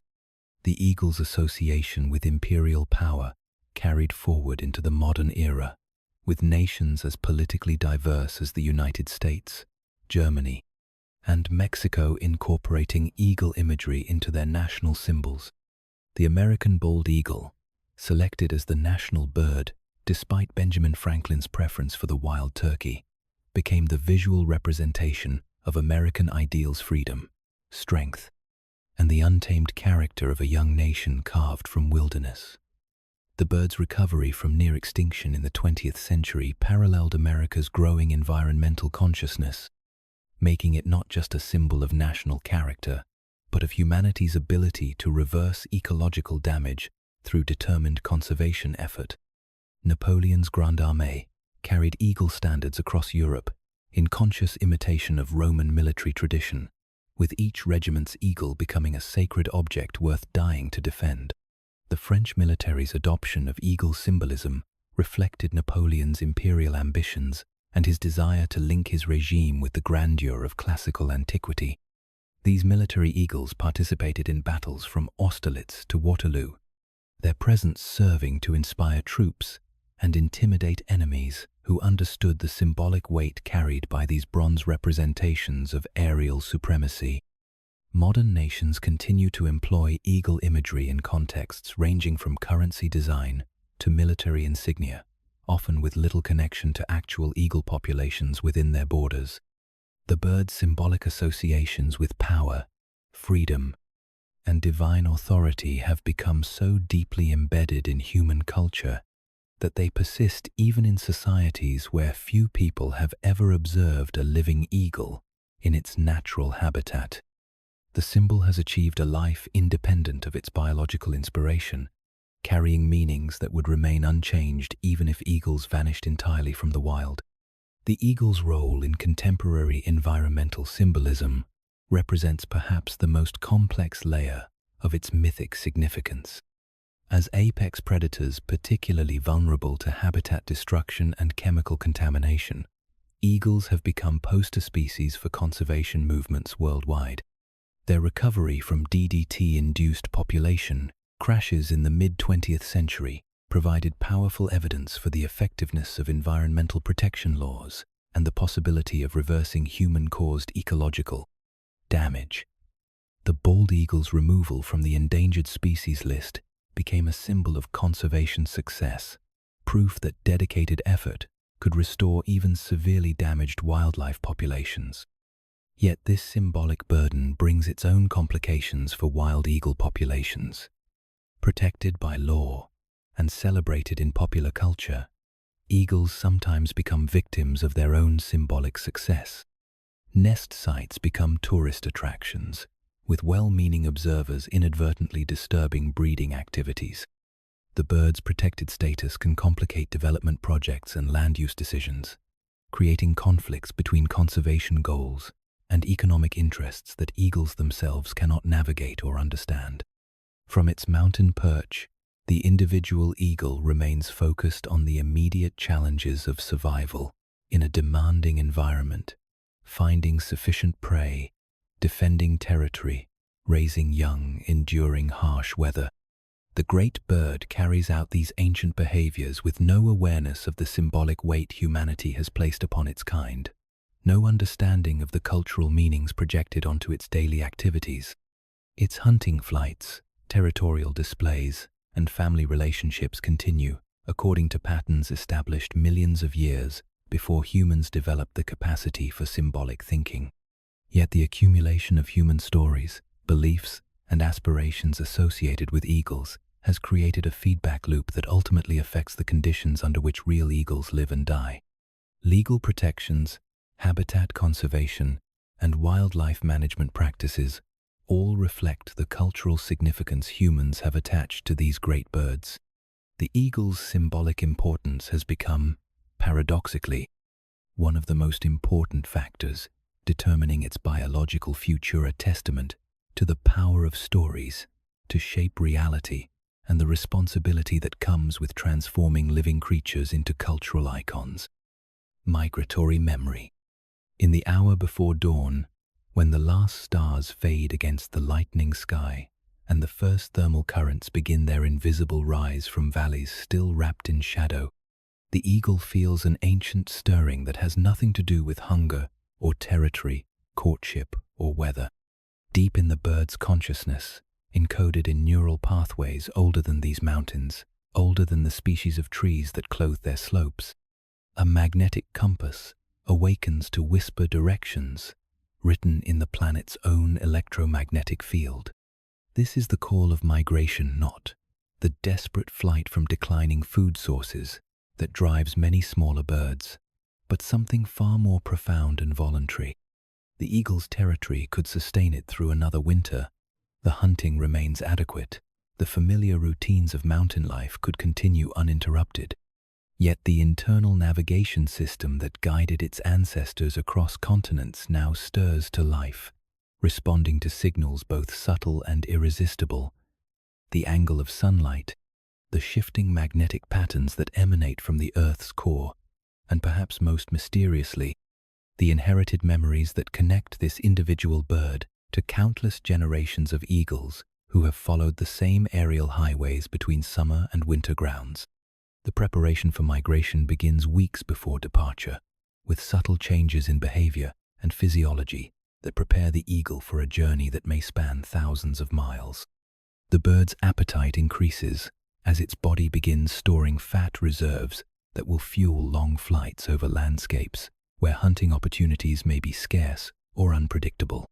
Muscle groups used primarily for sustained flight begin to strengthen and develop greater endurance capacity, while other systems adapt to support the extraordinary demands of long-distance navigation and travel. The Eagle's final territorial flights take on a different character as departure approaches. These are not hunting expeditions or boundary patrols, but something closer to farewell tours. The great bird tracing familiar patterns across landscape that has defined its life for months or years. Each thermal column, each favored perch, each hunting ground receives a final visit, as if the eagle is inscribing these memories more deeply into its consciousness before entrusting itself to the vast uncertainty of migration. The departure itself comes without ceremony or announcement. On a morning distinguished from dozens of others only by some internal calculation too complex for human understanding, the eagle climbs higher than usual on the early thermals, circling upward until the familiar territory shrinks to a map of itself far below.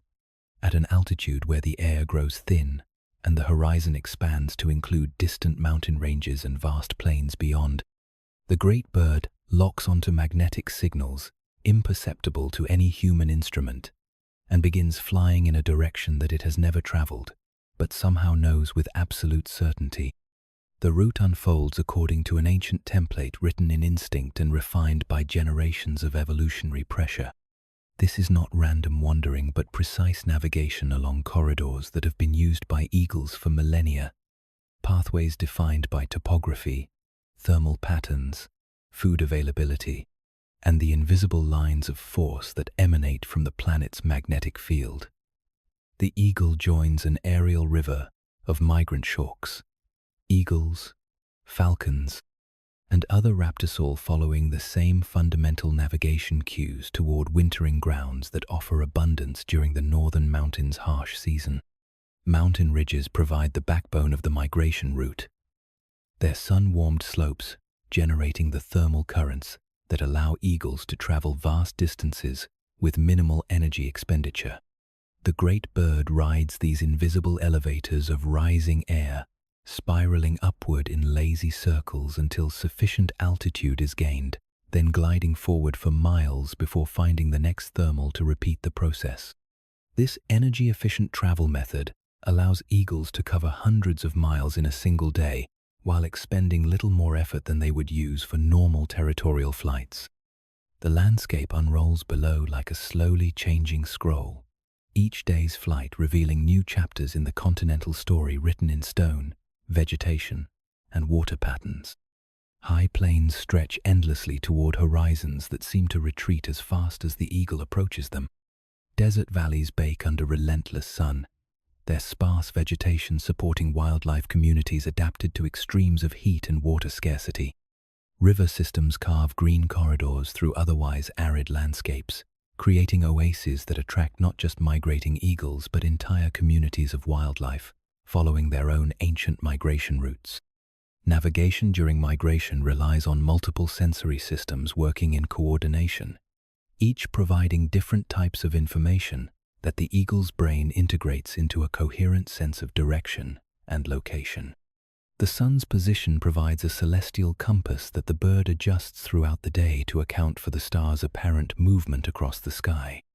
At night, when thermal currents die and long-distance flight becomes impossible, the patterns of stars provide additional navigational reference points that eagles can perceive and interpret with remarkable precision. The Earth's magnetic field provides perhaps the most mysterious and sophisticated navigation aid available to migrating eagles. Specialized cells in the bird's beak and possibly its eyes can detect the subtle variations in magnetic intensity and direction that create an invisible map of the planet's surface. This biological compass operates independently of weather conditions, time of day, or visual landmarks, providing a constant reference that allows eagles to maintain accurate headings even during overcast conditions when celestial navigation becomes impossible. Weather patterns become both obstacle and opportunity during migration, requiring constant tactical adjustments to long-term strategic goals. Storm systems may force detours of hundreds of miles or delay travel for days at a time, while favorable wind conditions can accelerate progress and extend daily travel distances far beyond normal limits. The eagle learns to read atmospheric conditions with the skill of a master meteorologist, detecting approaching weather changes in subtle shifts of air pressure, wind direction, and cloud formation patterns. Food availability along migration routes follows different patterns than those that govern sedentary life in established territories. The eagle must adapt its hunting techniques to unfamiliar terrain and prey species, often relying more heavily on carrion and opportunistic feeding than would be typical in familiar surroundings. Knowledge of where and when food can be found along traditional migration routes is part of the inherited wisdom that passes from generation to generation, encoded not in genes, but in behavior patterns learned through observation and experience. Stopover sites become crucial elements in the migration strategy, providing opportunities for rest, feeding, and weather assessment that can determine the success or failure of the entire journey. These locations often mountain ridges, river valleys, or other topographic features that concentrate thermal activity and food resources may host hundreds of migrating raptors simultaneously, creating temporary communities that dissolve as quickly as they form when weather conditions favor continued travel. The social dynamics of migration differ markedly from territorial behavior, with eagles that would aggressively defend boundaries during breeding season now tolerating close proximity to other members of their species. Competition still exists for the best thermal currents and hunting opportunities, but the shared challenge of long-distance travel creates a temporary truce that allows multiple eagles to benefit from the same favorable flying conditions. Experienced migrants often serve as inadvertent guides for younger birds, making their first journeys, their knowledge of optimal routes and stopover locations benefiting the entire migrating population. As the journey progresses and the familiar mountains fade into distant memory, the eagle enters landscapes that may be completely unknown, despite being genetically programmed as destinations. The transition from montane forests to grasslands, from temperate climates to subtropical regions, requires continuous adaptation in hunting strategies, behavior patterns, and energy management. Yet the same magnetic compass that guided departure from summer territories now provides equally reliable guidance toward wintering areas that may be thousands of miles from any landscape the individual eagle has previously experienced. The arrival at wintering grounds marks not an ending but a transformation, as the eagle trades the role of territorial defender for that of temporary resident in a community of migrants from across the continent. Here, in marshlands or coastal areas or river valleys that provide abundant food through the northern winter, eagles from dozens of different breeding territories gather to wait out the harsh season in relative abundance. The magnetic memories that guided the southward journey now shift into dormancy, waiting for spring's return to reactivate the navigational systems that will guide the eagle back to its mountain home, completing a cycle as old as the species itself and as reliable as the turning of the seasons.